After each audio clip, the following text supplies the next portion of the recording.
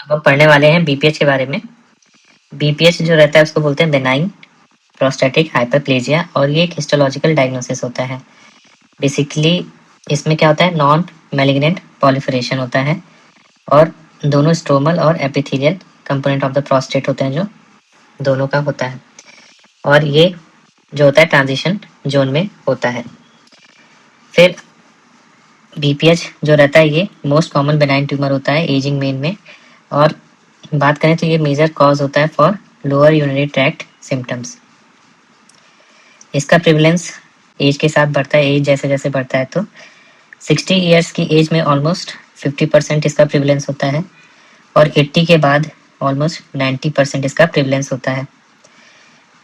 BPH जो रहता है बेनाइन प्रोस्टेटिक हाइपरप्लेजिया से बेनाइन प्रोस्टेटिक ऑब्स्ट्रक्शन होता है, और फिर फाइनल पेशेंट को लट्स के सिम्टम आते हैं। लट्स के सिम्टम्स यूजुअली स्टोरेज और वॉइडिंग सिम्टम्स आते हैं। स्टोरेज में आप फ्रीक्वेंसी, अर्जेंसी, नॉक्ट्यूरिया, और वॉइडिंग में पुअर स्ट्रीम, इंटरमिटेंसी, स्ट्रेनिंग और सेंस ऑफ इनकम्प्लीट इवैक्यूएशन। अब बात करें नॉर्मल एनाटमी की, तो सबसे पहले जो रहता है प्रोस्टेट को जोन में बांटा था मैकनील ने। तो मैकनील ने प्रोस्टेट को जोन में बांटा था, हम देख सकते हैं इस तरीके से। तो इसमें जो जोन होता है ये होता है सेंट्रल जोन, फिर उसके बाद पेरिफेरल जोन और ट्रांजिशन जोन। तो सबसे पहले अगर हम बात करें पेरिफेरल जोन का, तो पेरिफेरल जोन जो रहता है ऑलमोस्ट 70% जो रहता है पेरिफेरल जोन रहता है।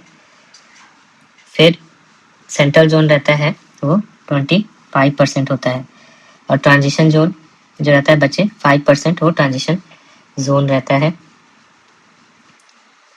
जबकि अगर हम बात करें एंटीरियर फाइब्रोमस्कुलर स्ट्रोमा, वो भी 5% के आसपास होता है। और ये मैकनील में सिर्फ ये 3 जोन आते हैं, पेरिफेरल जोन, ट्रांजिशन जोन और सेंट्रल जोन।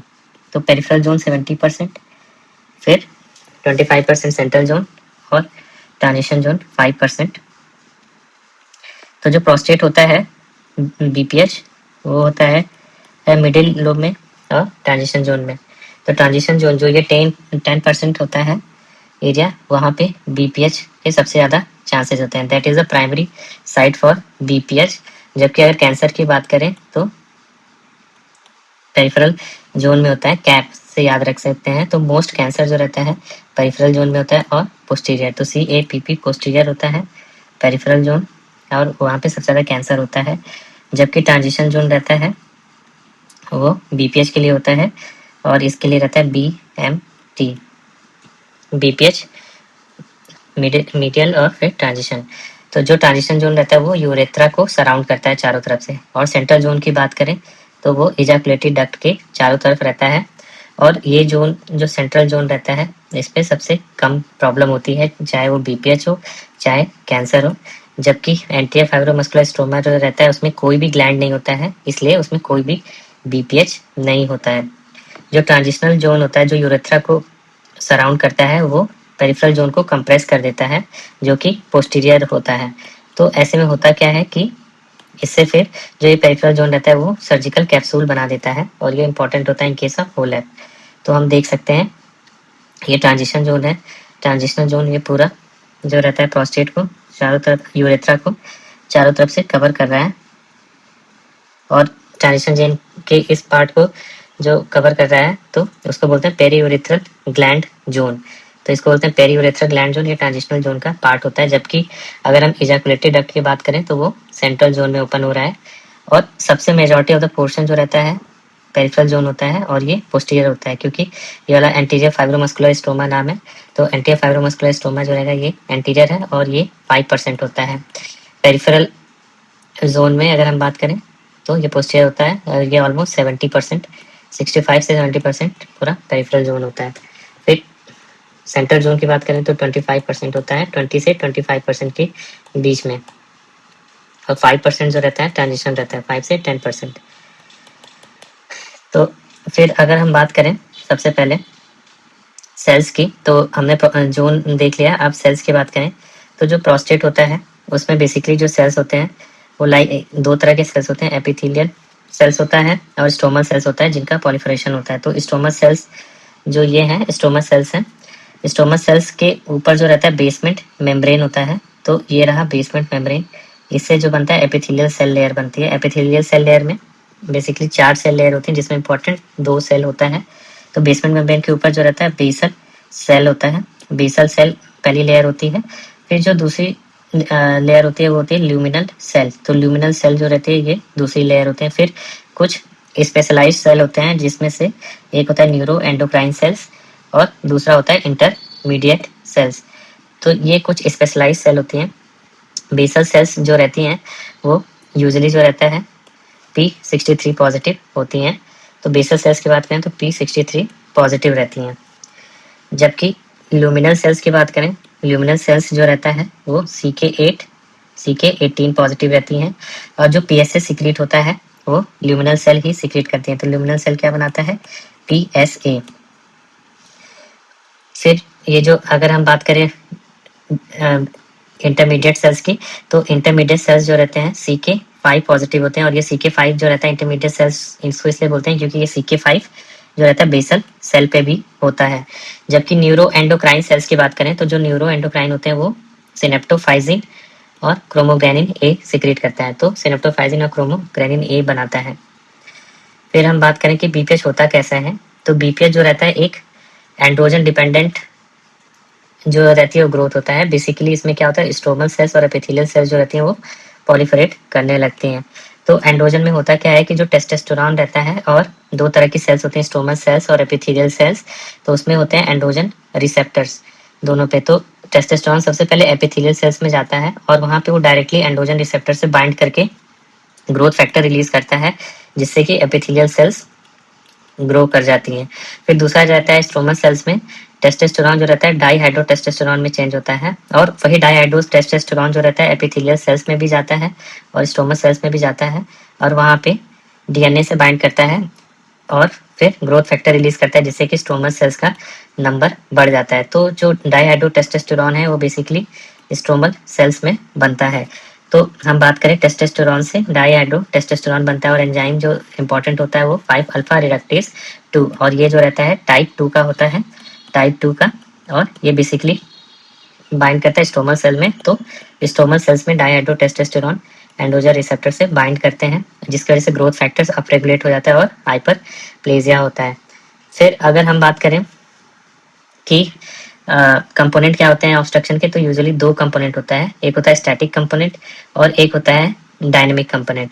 तो स्टैटिक का मतलब कंपोनेंट ये होता है कि जो over the period of time जो धीरे धीरे बढ़ रहा है उसको बोलते हैं स्टैटिक कंपोनेंट। तो धीरे धीरे क्या बढ़ेगा, प्रोस्टेट का वॉल्यूम जो रहता है वो धीरे धीरे बढ़ता है, तो इंक्रीज इन प्रोस्टेट वॉल्यूम जो रहता है स्टैटिक कंपोनेंट होता है। फिर हमने ऊपर देखा कि जो ट्रांजिशनल जोन होता है, हमने पढ़ा BMT, तो बीपीएच किसमें होता है, ट्रांजिशनल जोन और मिडिल लोब। तो मीडियल लोब, तो अगर हम बात करें कि ये ट्रांजिशनल जोन चारों तरफ से यूरेथ्रा को सराउंड कर रहा है, तो इसको क्या बोलते हैं, पेरी यूरेथ्रल ग्लैंड जोन। तो अब जो ये है इसका धीरे धीरे जब एंड्रोजन रिसेप्टर से ग्रोथ होगा तो ये यूरेथ्रा को कंप्रेस करने लगता है, और ये मेनली जो ग्रोथ होता है वो डाईहाइड्रो टेस्टोस्टेरोन ड्राइवन ग्रोथ होता है। जबकि अगर हम बात करें डायनेमिक कंपोनेंट में, तो डायनेमिक कंपोनेंट में क्या होता है कि यूजुअली जो इस मसल्स होते हैं, मसल्स चाहे एक्सटर्नल यूरेथ्रल स्फिंक्टर के मसल्स हो चाहे ब्लैडर नेक के, तो यूजुअली उस पर होता है अल्फा 1A रिसेप्टर्स होते हैं, एडिनर्जिक रिसेप्टर्स। तो उसका जो रहता है टोन बढ़ जाता है, तो उसके मसल टोन बढ़ने की वजह से जो रहता है डायनेमिक कंपोनेंट होता है ऑब्स्ट्रक्शन का। तो इसीलिए जो है हम ट्रीटमेंट में अल्फा ब्लॉकर यूज करते हैं, और अल्फा ब्लॉकर जो रहता है इमीडिएट रिस्पॉन्स शो करता है, क्योंकि जो अल्फा रिसेप्टर्स होते हैं इमीडिएटली ब्लॉक हो जाते हैं और ये रास्ता जो होता है ओपन हो जाता है। तो इमीडिएट रिस्पांस, क्योंकि वो डायनेमिक कंपोनेंट पे काम करता है। जबकि स्टैटिक कंपोनेंट में हमें साइज कम करने की जरूरत पड़ती है, तो इसलिए हम लोग इसको देते हैं ड्यूटास्टेरॉइड या फिनेस्टेरॉइड, जो कि डायहाइड्रो टेस्टोस्टेरोन ड्राइवन ग्रोथ होता है उसको कम कर देते हैं। फिर जो नया कॉन्सेप्ट अराइज हो रहा है बीपीएच में वो है इन्फ्लामेशन। तो इन्फ्लामेशन क्या होता है, क्रोनिक इन्फ्लामेशन होने की वजह से जो ग्लैंड होती हैं, ग्लैंडुलर सेल्स, वो पॉलीफरेट करने लगती हैं, और जब वो पॉलीफरेट करती हैं तो उसका साइज बढ़ जाता है, जिसकी वजह से जो रहता है लोअर यूनिट ट्रैक्ट सिम्टम्स होते हैं जो धीरे धीरे प्रोग्रेस करते हैं। और ये यूजुअली इसलिए होता है क्योंकि जो सेल्स में नंबर बढ़ा है पॉलीफेट का, उसमें फाइब्रोसिस भी होती है। तो इसकी वजह से जो पेशेंट्स रहते हैं उसमें वॉइडिंग सिम्टम्स और स्टोरेज सिम्टम्स बढ़ जाता है। और पेशेंट जो है लर्ट्स के साथ प्रेजेंट करता है। तो इन्फ्लेमेशन की वजह से जो रहता है इरिटेटिव सिम्टम्स ज़्यादा होते हैं। अब यूजुअली ब्लैडर का रिस्पांस कैसे होता है, अगर ऑब्स्ट्रक्शन के बाद पैथोफिजियोलॉजी हम डिस्कस कर रहे हैं तो हमने सबसे पहले एंड्रोजन पाथवे देख लिया। फिर ऑब्स्ट्रक्शन जो रहता है उसमें दो कंपोनेंट होते हैं, स्टैटिक और डायनेमिक कंपोनेंट, वो देख लिया। फिर इन्फ्लेमेशन जो रहता है उसकी वजह से इरिटेटिव सिम्टम्स होता है, वो देख लिया। फिर अब ब्लैडर का क्या रिस्पॉन्स रहता है over a period of time. जब लॉन्ग स्टैंडिंग ऑब्स्ट्रक्शन होता है तो इनिशियली डेटूसर की हाइपरट्रॉफी हो जाती है। वो उस प्रेशर जो प्रोस्टेट प्रेशर को क्रिएट कर रहा है, आउटलेट ऑब्स्ट्रक्शन क्रिएट कर रहा है, उसको ओवरकम करने के लिए डेटूसर हाइपरट्रॉफी होती है। फिर over a period of time जो रहता है ब्लैडर में ट्रेबेकुलेशन होने लगते हैं और डायवर्टिकुलर फॉर्मेशन होने लगता है। और फाइनली जो ब्लैडर का प्रेशर है वो धीरे धीरे जो रहता है ब्लैडर की कैपेसिटी कम होने लगती है और वो एक हाई स्टोरेज प्रेशर सिस्टम बन जाता है, क्योंकि उसका कंप्लायंस कम हो चुका होता है, उसमें कॉन्ट्रैक्टिलिटी जो रहती है वो कम हो गई रहती है। तो अगर हम बात करें कैसे होता है इन्फ्लेमेशन में, तो जैसे कोई मेटाबॉलिक सिंड्रोम है पेशेंट को, या पुअर न्यूट्रिशनल स्टेटस है, या पेशेंट जो है क्रोनिक इन्फ्लेमेशन है जिसमें कि इम्यून सेल्स या साइटोकाइंस रिलीज होते हैं, तो ऐसे में जो रहता है रिएक्टिव ऑक्सीजन स्पीसीज रिलीज होते हैं। रिएक्टिव ऑक्सीजन स्पीसीज क्या कराते हैं पूरी बॉडी में, अगर वो कहीं भी रहते हैं वो तो चार चीज़ें कराते हैं। जैसे ये सेल है, सेल में जो रहेगा किसका, ये न्यूक्लियस होगा, न्यूक्लियस में डीएनए होगा, और प्लस ये सेल्स में कुछ माइटोकॉन्ड्रिया होंगे। तो ये क्या करता है, पहले तो सेल का प्रोटीन डिग्रेड कराता है, लिपिड डिग्रेड कराता है। सेल जो रहेगा प्रोटीन और लिपिड से बना रहेगा, तो पहला तो कराएगा लिपिड डिग्रेडेशन, फिर दूसरा कराता है प्रोटीन ऑक्सीडेशन। तो लिपिड जो है वो खराब हो जाएगा, प्रोटीन ऑक्सीडेशन कराएगा। फिर फाइनली जो माइटोकॉन्ड्रिया रहता है, माइटोकॉन्ड्रिया का भी डिसफंक्शन हो जाता है, तो माइटोकॉन्ड्रिया जो खराब हो जाएगा, माइटोकॉन्ड्रिया डिसफंक्शन। और फाइनली जो रहता है डीएनए डैमेज हो जाता है। तो ये सबसे होता क्या है, जब इतनी सारी रिएक्टिव ऑक्सीजन स्पीसीज बन गई तो यूजुअली जो रहता है जैसे सुपर ऑक्साइड आयन बनता है, NADPH ऑक्सीडेज, जो NADPH है, NADPH ऑक्सीडेज क्या बनाएगा, NADPH। तो NADPH क्या होता है एक रिएक्टिव ऑक्सीजन स्पीसीज है।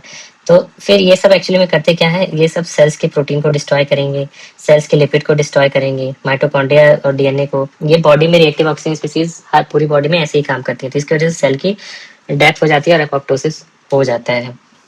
तो इससे होता क्या है कि प्रोस्टेट का जो टिश्यू है उसमें रीमॉडलिंग होने लगती है और उसका हाइपरप्लेजिया होने लगता है, क्योंकि अब जो सेल्स हैं वो लॉस्ट हो रही हैं, तो बॉडी उसको ओवरकम करने की ग्रोथ फैक्टर रिलीज करती है, तो हाइपरप्लेजिया होने लगता है। अब होता क्या है कि फाइब्रोमस्कुलर ओवर ग्रोथ होने लगता है, फिर उसके बाद नोडुलर एक्सपेंशन होने लगता है। नोडुलर एक्सपेंशन कैसे होगा, ये एपिथेलियल और स्टोमस सेल्स की एपोप्टोसिस कम होती है, तो इस तरीके से होता है। फिर जो एजिंग प्रोस्टेट की अगर हम बात करें, तो एजिंग प्रोस्टेट इसलिए होता है कि उसमें होता क्या है कि माइटोकॉन्ड्रियल डिसफंक्शन हो जाता है, और माइटोकॉन्ड्रियल डिसफंक्शन होने की वजह से जो रहता है सेल की डेथ होने लगती है। तो अगर हम बात करें कि नॉर्मल प्रोस्टेट में क्या होता है कि जो एपिथेलियल और स्टोमल सेल्स होते हैं उसमें होम्योस्टैसिस मेंटेन रहता है, बट इससे इससे होता क्या है कि टिश्यू मेंटेन रहता है। बट अगर कभी पेशेंट को BPH डेवलप कर रहा है तो क्यों होता है कि अगर उसे कोई क्रोनिक इन्फ्लेमेशन हो रहा है किसी भी तरीके से, तो उसमें बेसिकली जो रहता है धीरे धीरे over a period of time epithelial और स्टोमल हाइपरप्लेजिया होने लगता है। तो अगर हम बात करें कि जो प्रोस्टेट बढ़ रहा है उसकी वजह से क्या हो रहा है ब्लैडर की डेटूसर मसल्स में ग्रोथ हो रही है, जो हमने यहाँ पढ़ा था, डेटूसर हाइपरट्रॉफी, फिर ट्रेबेकुलेशन होने लगता है। तो जो ट्रेबेकुलेशन होता है इनिशियली हम ये देख सकते हैं कि जो ये ब्लैडर है इसमें कोई भी ट्रेबेकुलेशन नहीं दिख रहा है, ये नॉर्मल ब्लैडर है। फिर over a period of time इसमें जो पेशेंट है इसको बोलेंगे ग्रेड जीरो, और इसमें हम लोगों को पूरा ब्लैडर जो है उसमें कहीं भी ट्रेबेकुलेशन नहीं दिख रहा है, बिल्कुल सही है। फिर हमने देखा ये हल्का फुल्का ट्रेबेकुलेशन दिख रहे हैं। फिर उसके बाद जो कि ये ट्रेबेकुलेशन जो दिख रहा है, यूजुअली ये ट्रेबेकुलेशन पूरे ब्लैडर में नहीं है, less than half of the bladder या less than 50% of the bladder, उससे कम में है। और इनके डेप्थ जो है ये बहुत ही छोटे छोटे हैं, मतलब इनका लेस देन 5 mm छोटे छोटे बने हैं। तो हमें जो रहेगा ब्लैडर में ऐसा दिखेगा, तो ये रहता है ग्रेड 1, तो ये रहेगा ग्रेड 1। फिर ऐसा ही अगर हमें मिलेगा पूरे ब्लैडर में ऐसे काफ़ी ज़्यादा ये जो डेप्थ है बढ़ गई है, डेप्थ जो बढ़ गई है ऑलमोस्ट कितना हो गया है 1 सेंटीमीटर से कम है, और इनका एरिया भी बढ़ गया, डेप्थ भी बढ़ गया और एरिया भी बढ़ गया। एरिया जो है more than 50% of the bladder में हमें ट्रेबेकुलेशन मिल रहा है, तो ये होता है ग्रेड 2। फिर हम जो रहता है जब एक्सरे कराएंगे तो ये ग्रेड 2 मिल रहा है। फिर फाइनली जो है ग्रेड 3 में जो रहता है 1 सेंटीमीटर से भी ज़्यादा हो गया है और more than half of the bladder है, तो इसमें जो रहता है हम देख सकते हैं काफ़ी गहरा है, काफ़ी ज़्यादा गहरा है, और ये इसकी गहराई इतनी ज़्यादा है कि मोर देन 1 सेंटीमीटर। तो मोर देन 1 सेंटीमीटर जो रहता है वो रहता है, और इस केस में जो डेप्थ है और एरिया भी जो है ज़्यादा है। तो अगर हम बात करें कि ट्रैबेकुलेशन में कितने ग्रेड होते हैं, 3 ग्रेड। सबसे पहले अगर हम बात करें तो ग्रेड 0, फिर ये होता है ग्रेड 1, ग्रेड 2 और ग्रेड 3। ग्रेड 1 में जो रहता है 50% से कम होता है, ग्रेड 2 और 3 में 50% से ज़्यादा होता है। अब 50% से ज़्यादा तो कैसे डिफ्रेंशिएट करते हैं, इसमें यूजुअली जो रहता है लेस देन 1 सेंटीमीटर रहता है 5 से 10 mm के बीच में, और इसमें जो रहता है मोर देन 1 सेंटीमीटर रहता है। तो ये होता है ग्रेडिंग ऑफ ट्रैबेकुलेशन, जिसमें ग्रेड 0 में कोई भी नहीं रहता है। ग्रेड 1 में अगर हम बात करें तो डेप्थ जो रहती है 5 मिलीमीटर कम रहता है, और area less than 50% of the bladder. Grade 2 में जो डेप्थ रहती है 5 से 10 मिलीमीटर होती है, area more than half of the bladder. जबकि ग्रेड 3 में अगर हम बात करें तो जो रहती है डेप्थ बढ़ जाती है, एरिया जो रहता है हाफ ऑफ द ब्लैडर तो ग्रेड 2 में ही हो गया था, इसकी जो डेप्थ है मोर देन 10 mm हो जाता है। फिर जो फाइनली जो रहता है हम पढ़ रहे थे कि कैसे प्रोग्रेस कर रहा है, कि सबसे पहले डेटूसर हाइपरट्रॉफी होती है, फिर धीरे धीरे डायवर्टिकुला होता है, ब्लैडर का कंप्लायंस कम होता है, और फिर फाइनली जो रहता है ब्लैडर जो रहता है डेटूसर अंडर एक्टिव हो जाता है। तो इसका मतलब अगर कोई पेशेंट है बीपीएच है और बीपीएच की वजह से लट्स हो रहा है, तो पहले उसका ब्लैडर जो रहेगा ओवर एक्टिव रहेगा, फिर over a period of time जो रहेगा अंडर एक्टिव हो जाता है। तो ये जो प्रोग्रेशन होता है हमें कैसे पता चलता है, इसकी नेचुरल हिस्ट्री क्या होती है, तो इनिशियली अगर हम बात करते हैं प्रोग्रेशन बहुत ही धीरे धीरे ग्रेजुअल होता है, और ये जब होता है इसको हम लोग प्रिडिक्ट कर सकते हैं अगर प्रोस्टेट का साइज 40 ml से बड़ा है, अगर 40 ग्राम से बड़ा प्रोस्टेट है तो ऐसे में प्रोग्रेस होने के चांसेस बहुत ज़्यादा हैं। अगर हमने पीएसए कराया है और पीएसए मोर देन 1.5 है, तो पीएसए अगर मोर देन 1.5 है तो ऐसे केस में प्रोग्रेस बहुत तेजी से करता है। फिर पेशेंट को अगर सिम्टोमेटिक इनिशियल प्रेजेंटेशन में ज़्यादा है, मॉडरेट टू सीवियर सिम्टम्स है, तो ऐसे केस में प्रोग्रेस करता है, और पेशेंट को पीवीआर अगर ज़्यादा आ रहा है बढ़ के तो पेशेंट जो है प्रोग्रेस ज़्यादा करता है। तो प्रोग्रेस करके कॉम्प्लिकेशन क्या होगा, जो ज़्यादातर कॉम्प्लिकेशन होता है रिटेंशन में पेशेंट चले जाते हैं। ये पेशेंट को रिटेंशन की वजह से अब ये ब्लैडर है, अब इसमें जो है आगे यूरिन ड्रेन नहीं कर पा रहा है, तो इसमें यूरिन इकट्ठा हो जाता है, फिर पीछे किडनी होती है, तो पेशेंट को यूटीआई होगा क्योंकि इसमें बैक्टीरिया का एक रिजर्वायर बना दिया है और उसमें स्टोन बन जाएगा। फिर कई बार जो ब्लैडर होती है, ब्लैडर के साथ जो प्रोस्टेट होता है तो प्रोस्टेट में ब्लीडिंग होने लगती है और हिमेचूरिया की तरह प्रेजेंट करता है, और फिर ट्रैबेकुलेशन जो रहता है ज़्यादा बढ़ जाता है तो पेशेंट को डायवर्टिकुला डेवलप कर सकता है, किडनी दोनों खराब हो सकती है, बैक प्रेशर चेंजेस की वजह से हाइड्रोनेफ्रोसिस हो सकता है, और फाइनली सीकेडी डेवलप हो जाता है। अगर हम बात करें मीडियन लोब का, तो मीडियन लोब में होता क्या है कि मीडियन लोब की जो हाइपरट्रॉफी होती है उसकी वजह से बॉल वॉल्व इफेक्ट होता है। तो बॉल वॉल्व इफेक्ट में क्या होता है कि छोटी सी जगह को एक वन वे वॉल्व की तरह हो जाता है, तो जिसकी वजह से जो छोटा सा भी ग्लैंड रहता है तो ऑब्स्ट्रक्शन के सिम्टम्स बहुत ज़्यादा होते हैं। जैसे ये यूरेथ्रा है, और अगर इसमें छोटा सा भी ऐसे प्रोस्टेट होगा तो ये बॉल वॉल्व की तरह हो जाएगा, और वन वे फ्लो होगा, इधर जो रहता है यूरिन आउटवर्ड नहीं निकल पाता है, पेशेंट को बहुत दिक्कत आती है, तो इसको बॉल वॉल्व इफेक्ट बोलते हैं। इसमें सीवियर ऑब्स्ट्रक्शन होता है स्मॉल ग्लैंड में भी।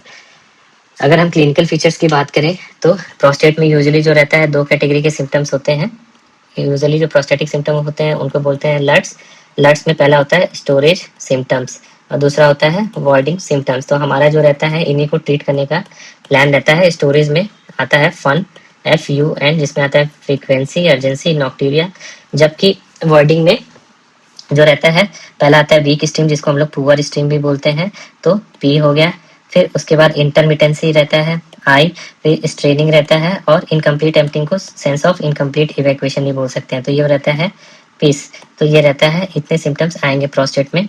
फिर और जो सिम्टम्स हो वो हेजिटेंसी हो सकता है पेशेंट को, पोस्ट मिक्चुरेशन डिबलिंग हो सकता है, और सेंसेशन हो सकता है इनकम्प्लीट वॉइडिंग का। तो ये सब सिम्टम्स अपीयर हो सकते हैं।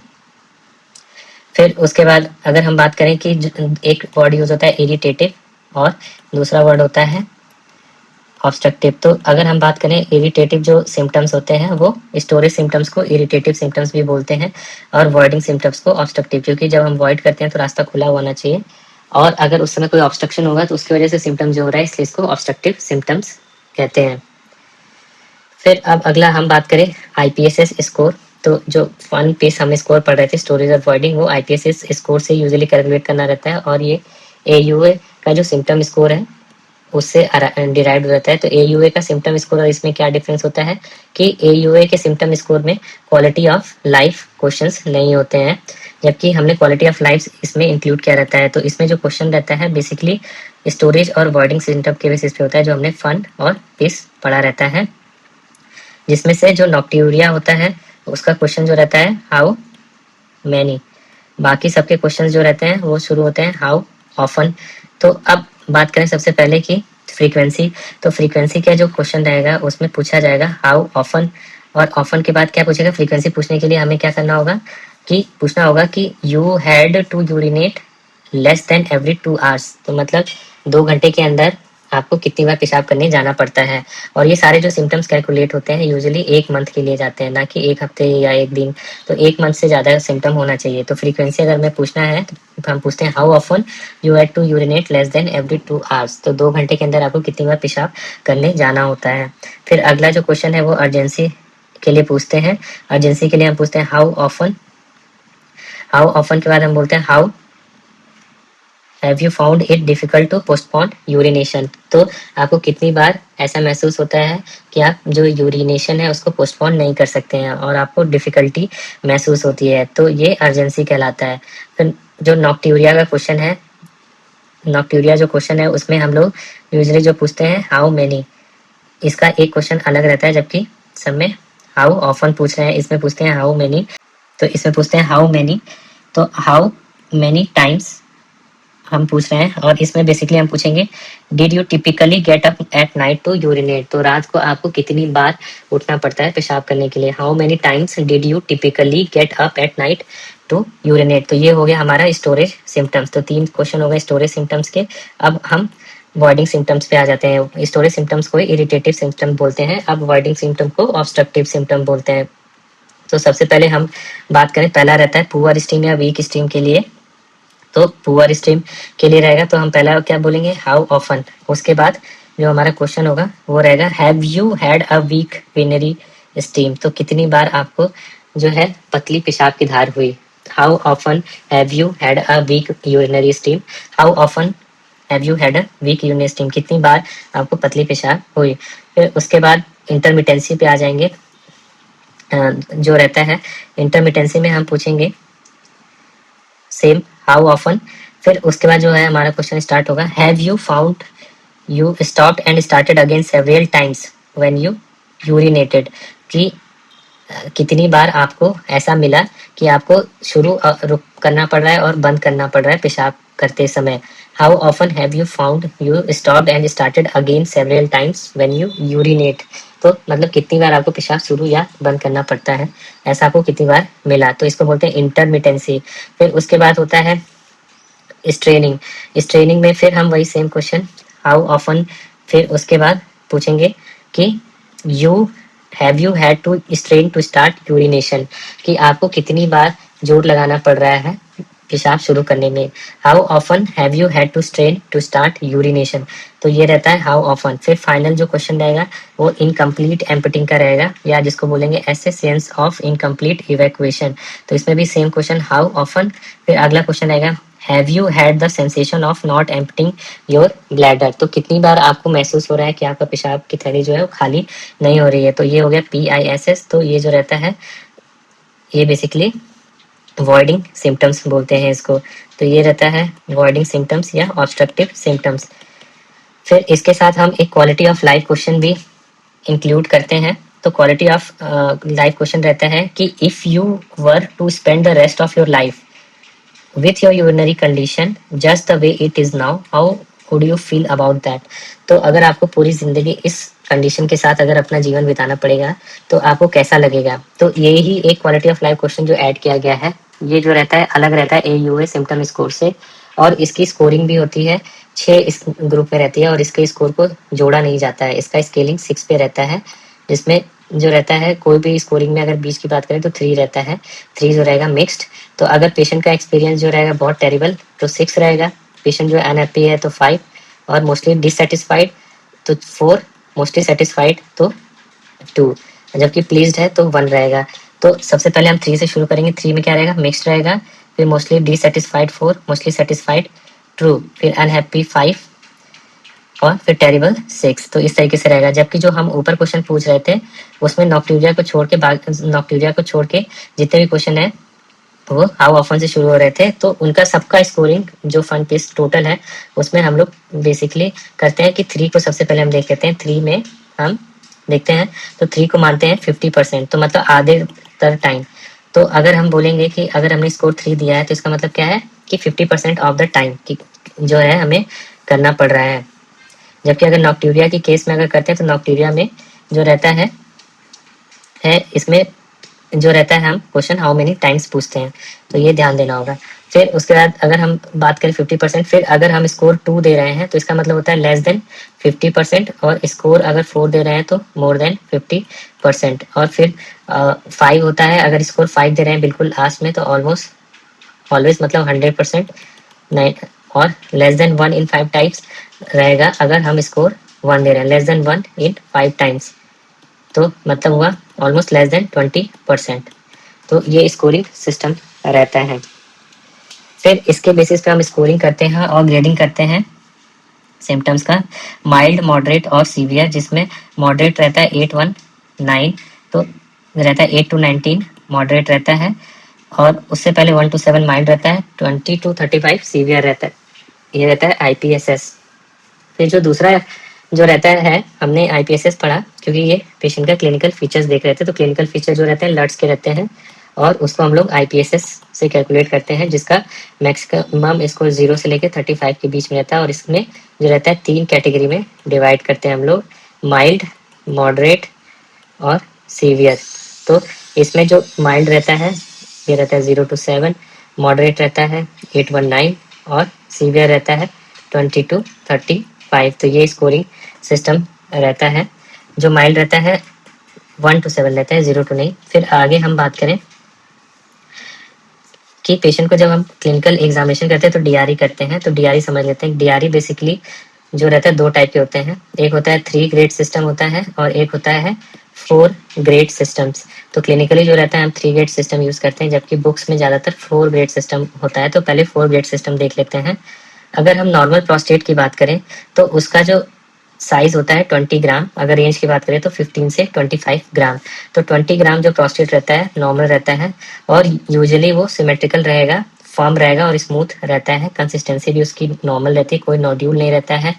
और जो मीडियम सल्कस होता है वो पैल्पेबल होता है, और रेक्टल म्यूकोसा मोबाइल होती है। तो नॉर्मल प्रोस्टेट ग्लैंड का क्या फीचर रहता है, उसमें जो रहता है यूजुअली 20 ग्राम का रहता है, सिमेट्रिकल रहेगा, वो फर्म रहता है, स्मूथ रहता है, और मीडियम सल्कस पैल्पेबल रहता है। कंसिस्टेंसी भी उसकी नॉर्मल रहती है, कोई नोड्यूल नहीं रहता है, और मोबाइल रेक्टल म्यूकोसा रहता है। अगर हम बात करें, जब हम बोलते हैं कि DRE पे हमें ग्रेड 1 मिला है तो इसका मतलब होता है माइल्ड इनलार्जमेंट। तो माइल्ड इनलार्जमेंट का मतलब जो प्रोस्टेट का साइज है वो कितना है 30 ग्राम। तो ऐसे में होता क्या है कि जो हमें मिलता है वो थोड़ा सा स्लाइटली इनलार्ज रहता है प्रोस्टेट, उसमें हल्का सा एसिमेट्री आती है, बट जो सल्कस रहता है, जो मीडियम सल्कस रहता है, उसमें अभी कोई चेंज नहीं आता है, प्रिजर्व रहता है, और लोब्स भी बहुत थोड़ा सा ही इनलार्ज हुई हैं। तो स्लाइट इनलार्जमेंट को बोलते हैं माइल्ड इनलार्जमेंट या DRE ग्रेड 1।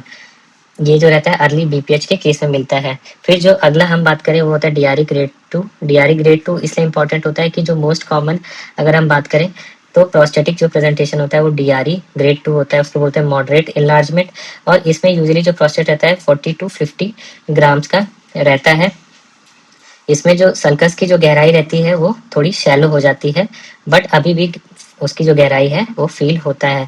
तो जैसे अगर हम ये बात करें लेटरल लोब्स का, तो अगर ये बीच का जो सल्कस है वो हल्का सा शैलो हो जाता है, और ये जो लेटरल लोब्स हैं ये भी फुल हो जाते हैं, फुलर फील होते हैं। तो ये जो रहता है मोस्ट कॉमन प्रेजेंटेशन रहता है लट्स के पेशेंट में ग्रेड 2। तो ग्रेड 2 जो रहता है वो मॉडरेट इलाजमेंट रहता है 40 से 50 ग्राम के बीच में। अगर हम बात करें है ग्रेड 3, तो ग्रेड 3 में जो यूजली रहता है 60 to 80 ग्राम का प्रोस्टेट रहता है, और सल्कस जो रहता है जो शैलो था ऑलमोस्ट ऑब्लिटर्ड हो जाता है, और प्रोस्टेट जो रहता है वो रेक्टम में प्रोट्यूट करता हुआ फील होता है। तो प्रोस्टेट जो रहता है रेक्टम में प्रोट्यूट करता है। तो ये जो रहता है इसको बोलते हैं मार्क्ड इनलार्जमेंट या ग्रेड 3 60 to 80 ग्राम का प्रोस्टेट होता है और इसमें सब्सटेंशियल जो रहता है इलार्जमेंट हो जाता है। फिर अगर हम बात करते हैं डीआरई ग्रेड 4 की, तो डीआरई ग्रेड 4 में more than 80 gram of prostate जो रहता है उसको ग्रेड 4 बोलते हैं। इसमें सल्कस बिल्कुल भी फील नहीं होता है और जो रेक्टम रहता है वो कंप्रेस्ड हो जाता है, जबकि ग्रेड 3 में रेक्टम में बस प्रोट्यूट किया है। ग्रेड 4 में रेक्टम कॉम्प्रेस हो जाता है और ग्लैंड काफी लार्ज और बल्की रहता है। तो मोर देन 80 ग्राम जो रहता है डीआरई ग्रेड 4 रहता है। और इसमें बेसिकली जो रहता है लार्ज मीडियन लोब मिलता है और ऐसे केस में हमें होलेप या एक्वाब्लेशन करना रहता है या ओपन सर्जरी भी कर सकते हैं। अगर हम इसको कंपेयर करें 3 गेट डीआरई सिस्टम से, तो 3 गेट डीआरई सिस्टम में अगर हम देखें तो यूजुअली हम ग्रेड में उसमें ग्रेड 4 में नॉर्मल 15 से 25 मान रहे थे, अगर 20 मान ले तो वो सेम रहता है। तो जो नॉर्मल है वो सेम है, नॉर्मल या ग्रेड 0 सेम रहता है। अगर हम बात करें ग्रेड 1 जिसको माइल्ड एनलार्जमेंट बोलते हैं, तो वो भी सेम रहता है। उस केस में सल्कर जो रहता है प्रिजर्व रहता है। अगर ग्रेड 2 से अगर हम बात करें तो ग्रेड 2 में मॉडरेट एनलार्जमेंट होता है, प्रोस्टेट का साइज 40 से 50 ग्राम हो जाता है।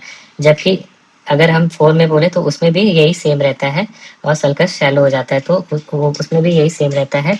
और फिर उसके बाद 60 से 80 हम 4 ग्रेड में जो था उसको हम ग्रेड 3 मान रहे थे। बट ग्रेड 3 में अगर हम बात करें 3 ग्रेड डीआरई में, तो उसमें ओवर 50 जो रहता है उसको एक ही कैटेगरी में मान लेते हैं, मार्क्ड और सीवियर एनलार्जमेंट, जबकि इसमें एक कैटेगरी मोर देन 80 ग्राम की भी होती है। तो ये डिफरेंस होता है। तो अगर ओवरऑल अगर हम बात करें कि जो 4 ग्रेड डीआरई सिस्टम और 3 ग्रेड डीआरई सिस्टम में क्या अंतर होता है, तो 4 ग्रेड में 4 ग्रेड होते हैं और उसमें हम लोग चौथा जो ग्रेड होता है मोर देन 80 ग्राम लेते हैं। बाकी ऑलमोस्ट सेम रहता है। ग्रेड 1 में 30 ग्राम मानते हैं, ग्रेड 2 में 40 से 50 ग्राम मानते हैं और ग्रेड 3 में मोर देन 50 ग्राम, जबकि इसमें 60 to 80 ग्राम मानते हैं। तो अगर हम बात करें कि प्रोस्टेट का हम लोग फाइंडिंग लिखते कैसे हैं, तो अगर हम बात करें सबसे पहले हम बात करते हैं कंसिस्टेंसी की। अगर प्रोस्टेट नॉर्मल रहता है तो उसको हम फर्म बोलते हैं। तो नॉर्मल प्रोस्टेट की कंसिस्टेंसी कैसा होता है, फर्म। बीपीएच के केस में जो प्रोस्टेट होता है रबरी रहता है या इलास्टिक। तो ऐसा लग रहा है कि अगर रबरी है, रबड़ है, इलास्टिक है तो दैट इज बीपीएच। जबकि कैंसर के केस में प्रोस्टेट हार्ड या नोडुलर हो जाता है और प्रोस्टाटाइटिस के केस में बॉगी और टेंडरनेस मिलता है। अब सबसे पहले दूसरा अगर हम बात करें मीडियन सल्कस की, सबसे पहले हम कंसिस्टेंसी लिखते हैं फिर मीडियन सल्कस। जो नॉर्मल रहता है उसमें मीडियन सल्कस वेल डिफाइंड रहता है और बीपीएच के केस में जो रहता है वो धीरे धीरे शैलो हो जाता है, फाइनली ऑब्लिटर्ड हो जाता है जैसे जैसे प्रोस्टेट बढ़ता है। और कैंसर के केस में अगर हम बात करें तो डिस्टॉर्टेड रहता है या फिक्स्ड हो जाता है। फिर जो तीसरा पॉइंट रहता है वो रहता है मोबिलिटी। मोबिलिटी की अगर हम बात करें तो जो नॉर्मली अगर प्रोस्टेट रहता है तो उसमें म्यूकोसा मोबाइल रहता है, जबकि कैंसर के केस में फिक्स रहता है रेक्टम में। फिर जो अगला पॉइंट है अगर हम बात करें तो वो है सिमेट्री। बीपीएच के केस में यूजुअली जो रहता है प्रोस्टेट सिमेट्रिकल रहता है, जबकि कैंसर के केस में एसिमेट्री रहता है। फिर अगला जो रहता है वो है टेंडरनेस। तो टेंडरनेस जो रहता है सिर्फ और सिर्फ प्रोस्टेटाइटिस के केस में होता है। तो हमने क्या क्या देखा, क्या प्रोस्टेट में क्या क्या देखना होता है। पहला देखना होता है डीआरई पे कंसिस्टेंसी, दूसरा होता है मीडियन सल्कस, तीसरा होता है मोबिलिटी और चौथा होता है सिमेट्री। टेंडरनेस हम लोग जो रहता है प्रोस्टेटाइटिस के केस में देखते हैं। तो अगर हम बात करें डीआरई का ओवरऑल, तो डीआरई का जो रहता है ये एक पुअर एस्टिमेटर होता है प्रोस्टेट वॉल्यूम का, स्पेशली लार्ज ग्लैंड का। तो इस कहते हैं ऐसा कि अगर 40 ग्राम से बड़ा प्रोस्टेट है तो ये ज़्यादा एक्यूरेट नहीं होता है, वॉल्यूम बताने में उतना सक्सेसफुल नहीं होता है। और जो मीडियन लोब होता है उसको हम लोग डीआरई पे एसेस नहीं कर पाते हैं।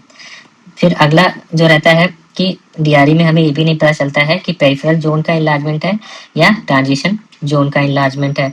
जो मेन चीज़ होता है वो होता है नोड्यूल्स। डीआरई पे अगर नोड्यूल्स होता है तो हमें उसका इवेल्युएशन करना रहता है और बेसिकली हम मैलिग्नेंसी सस्पेक्ट करते हैं और उसको पीएस से और बायोप्सी से रूल आउट करते हैं।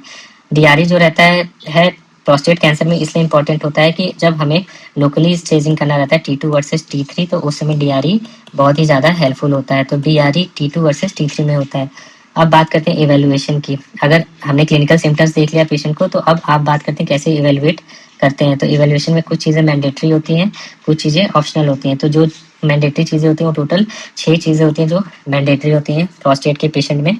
सबसे पहला होता है आईपीएसएस स्कोर निकालना, वो बहुत ही ज़्यादा मैंडेटरी होता है। फिर दूसरा जो रहता है यूरिन एनालिसिस करवाना, यूरिन एनालिसिस कराना बहुत ही ज़्यादा जरूरी होता है एंड दैट इज़ मैंडेटरी।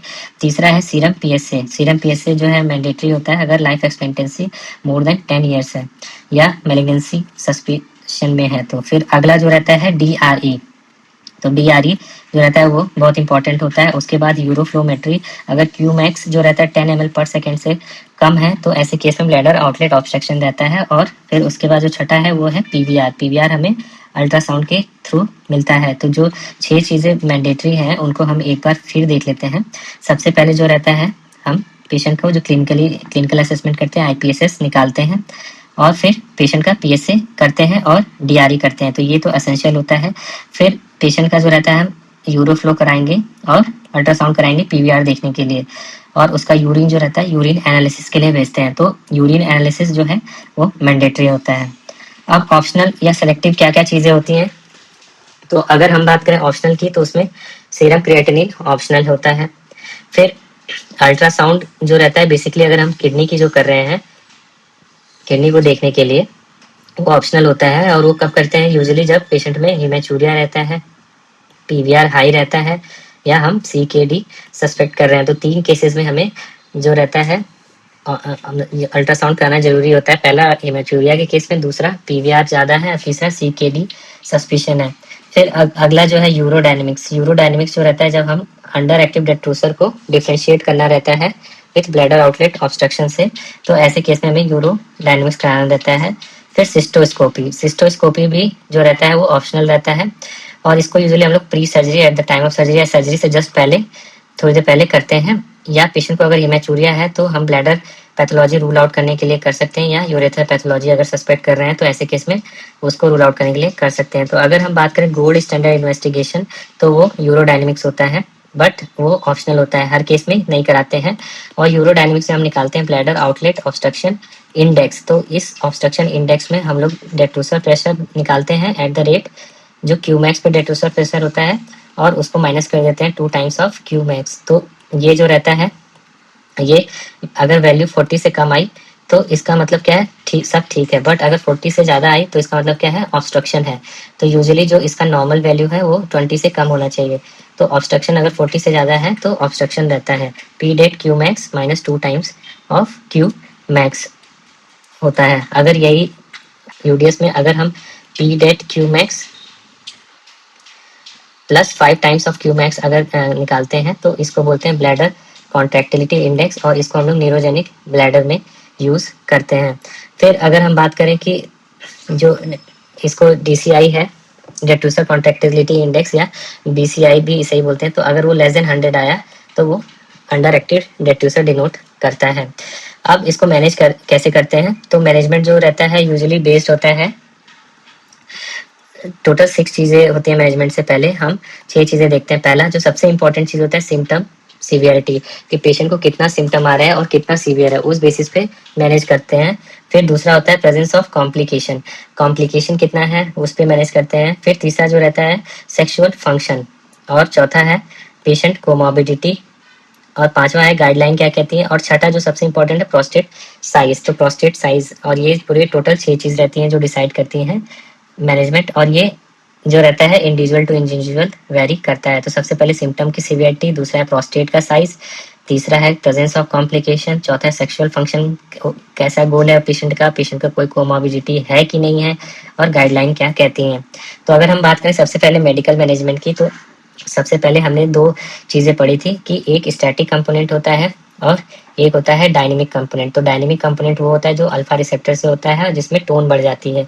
तो इसके लिए हम लोग यूज़ करते हैं अल्फा ब्लॉकर। तो अल्फा ब्लॉकर जो रहता है बेसिकली अगर हम बात करें तो टैमसोलोसिन, सिलोडोसिन और एल्फोजोसिन, ये जो 3 ड्रग है ये काफ़ी सेलेक्टिव रहते हैं, यूरो सेलेक्टिव भी बोलते हैं इनको।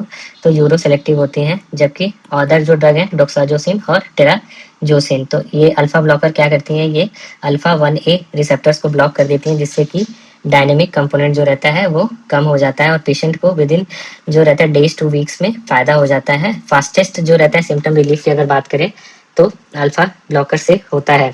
अब अगर हम इसकी लिमिटेशंस की बात करें तो पेशेंट के जो प्रोस्टेट के साइज पे है उस पर कोई भी फर्क नहीं पड़ता है। प्लस अगर बीमारी को अगर प्रोग्रेस करनी रहती है तो वो प्रोग्रेस कर जाती है, उसका प्रोग्रेशन को भी कोई फर्क नहीं पड़ता है।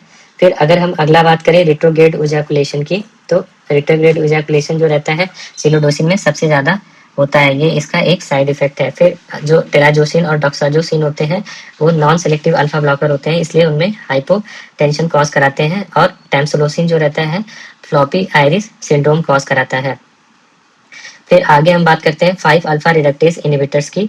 5 अल्फा रिडक्टेज इनहिबिटर्स जो रहते हैं बेसिकली दो होते हैं, फिनेस्ट्राइड और डूटास्टेराइड। डूटा में डी आ रहा है तो मतलब ये दोनों पे काम करता है, टाइप 1 और टाइप 2, जबकि फिनेस्ट्राइड सिर्फ टाइप 2 पे काम करता है। ये यूजुअली क्या करते हैं, ऑलमोस्ट 20 से 30% प्रोस्टेट का साइज कम कर देते हैं। फिर जो प्रीएससी की वैल्यू है वो 50% से ज़्यादा कम हो जाती है। ये यूजुअली तब देते हैं जब प्रोस्टेट का साइज 40 ग्राम से ज़्यादा होता है। इनका सबसे मेन बेनिफिट होता है कि ये AUR को प्रिवेंट करते हैं और पेशेंट के सर्जरी होने से बचाते हैं। तो जो इनका जो मेन ट्रायल है, 2 ट्रायल किए गए थे, एम टॉप और कॉम्बैट ट्रायल। तो जो आज हम यूज़ करते हैं 5 alpha reductase inhibitor plus alpha blocker, वो जो 2 ट्रायल है इन्हीं से पता चला था, एम टॉप ट्रायल और कॉम्बैट ट्रायल। तो जो एम टॉप ट्रायल था इसमें बेसिकली हमने स्टडी किया था फिनेस्ट्राइड से। तो हम फिनेस्ट्राइड का कॉम्बिनेशन कर रहे थे अल्फा ब्लॉकर के साथ। तो उसमें दिखा गया था कि इंडिविजुअल ट्रीटमेंट से अच्छा है कि हम मिलाकर देखें। जब यही सेम स्टडी डूटास्टेराइड के साथ किया गया था, टैमसोलोसिन के साथ मिलाकर, तो उसको बोलते हैं कॉम्बैक्ट ट्रायल। उसमें भी सेम यही रिजल्ट आया था कि ये जो थेरेपी है वो अच्छी होती है। फिर जो अगला कैटेगरी है वो होता है PDE5 इनहिबिटर्स। PDE5 इनहिबिटर्स में टाडालाफिल जो रहता है लो डोज, यूजुअली हम 5 मिलीग्राम डेली यूज करते हैं। एक ध्यान देने वाली बात है कि 5 मिलीग्राम जो रहता है लो डोज यूज करते हैं। तो ये जो रहता है टाडालाफिल, तो इससे होता क्या है कि टाडालाफिल जो रहता है इस स्मूथ मसल्स को रिलैक्स कर देता है। बेसिकली ये साइक्लिक GMP पाथवे जो रहता है उसके थ्रू काम करता है और स्मूथ मसल्स को रिलैक्स कर दे रहा है। तो इसको जो स्पेशल कैटेगरी के पेशेंट्स में यूज करते हैं जो कि लट्स और ED के साथ प्रेजेंट कर रहे हैं।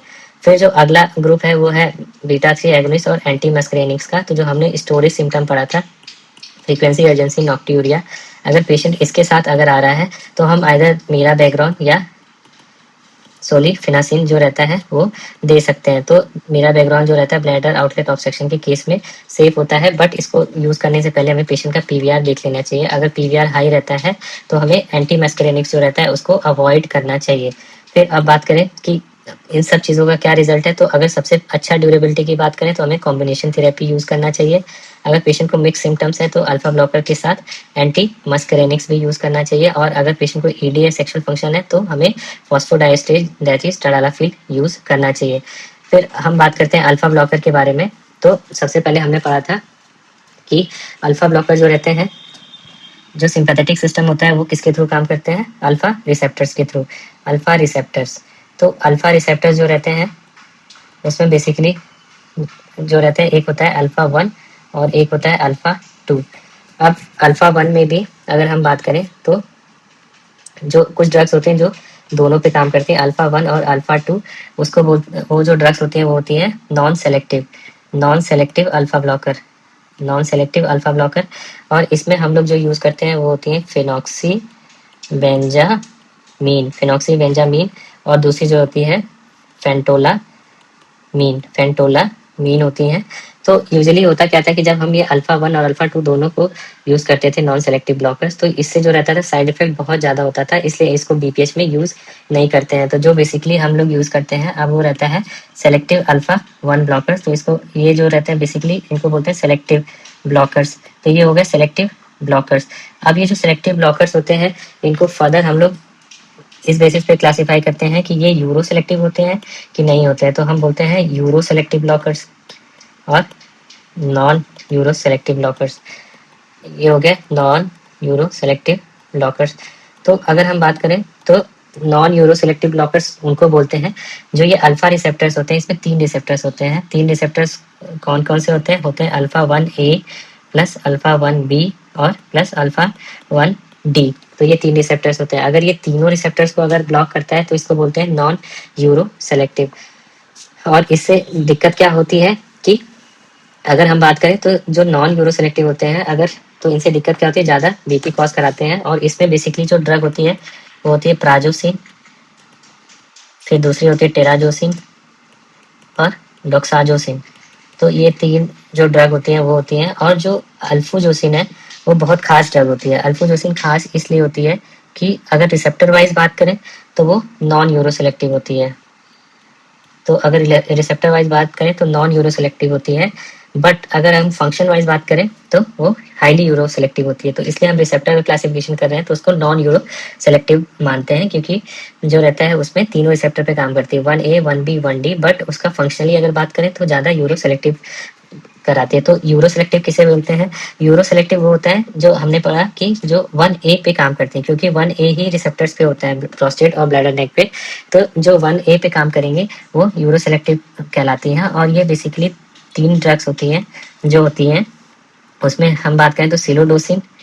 सिलोडोसिन जो रहता है हाईएस्ट यूरो सेलेक्टिव प्रॉपर्टी रहती है, इफेक्टिव होता है। फिर दूसरा आता है टैमसुलोसिन, और एक नई ड्रग बनी है जिसको बोलते हैं नेफ्टोपिडिल। तो जो नेफ्टोपिडिल रहती है ये बेसिकली जापान में यूज करते हैं। बाकी सिलोडोसिन, टैमसुलोसिन और नेफ्टोपिडिल होती है। फिर ये तो रिसेप्टर के बेसिस पे होता है। फिर बहुत सी क्लासिफिकेशन जो रहती है वो जनरेशन के बेसिस पे भी होता है। तो जनरेशन में जो रहता है यूजुअली अगर हम बात करें तो फेनॉक्सीबेंजामिन और फेंटोलामिन को फर्स्ट जनरेशन अल्फा ब्लॉकर्स भी बोलते हैं।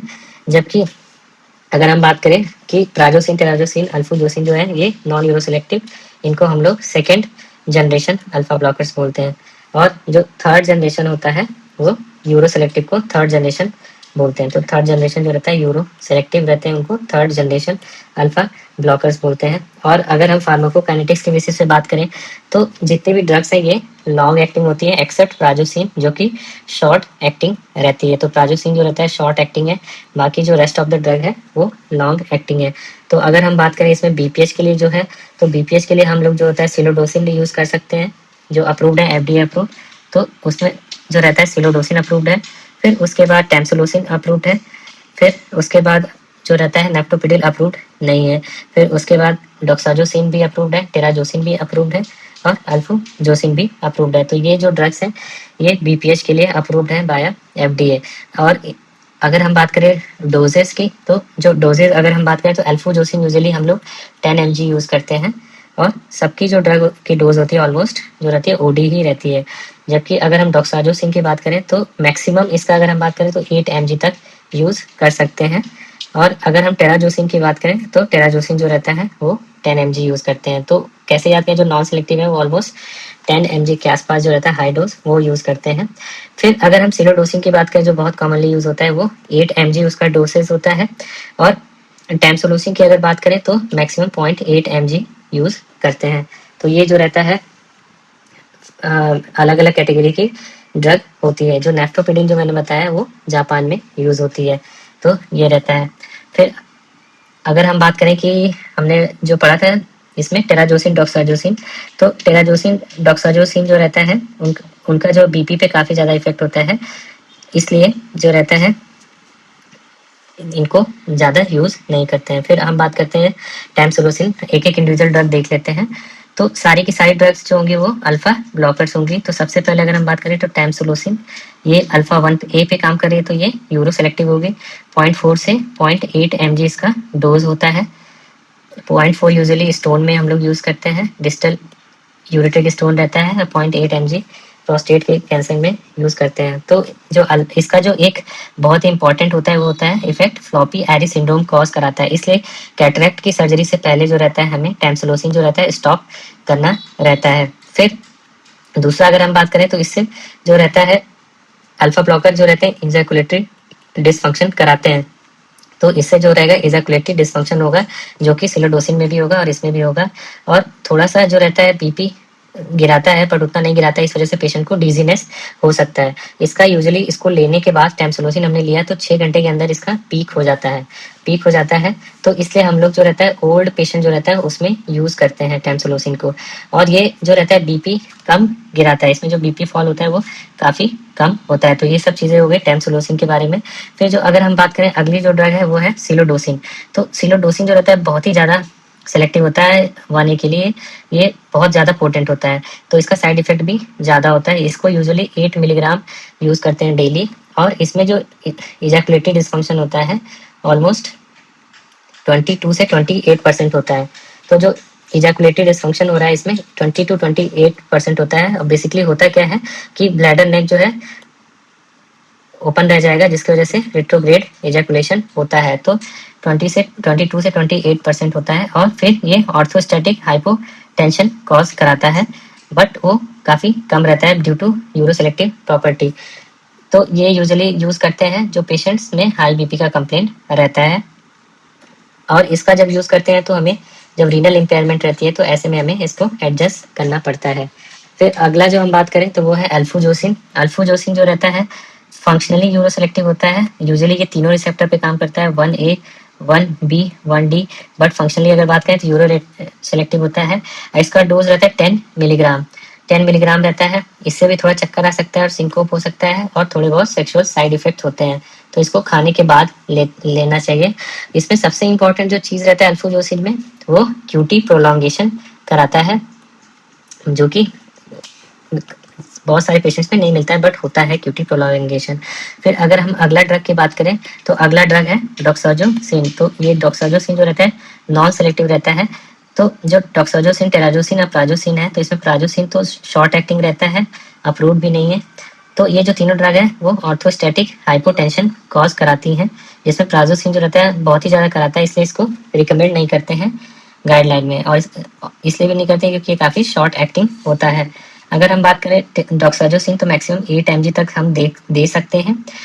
इसकी हाफ लाइफ काफ़ी ज़्यादा होती है, तो इसलिए इसको हाइपरटेंसिव जो पेशेंट्स रहते हैं बीपीएच के साथ, तो उसमें हम लोग प्रेफर करते हैं डॉक्साजोसिन।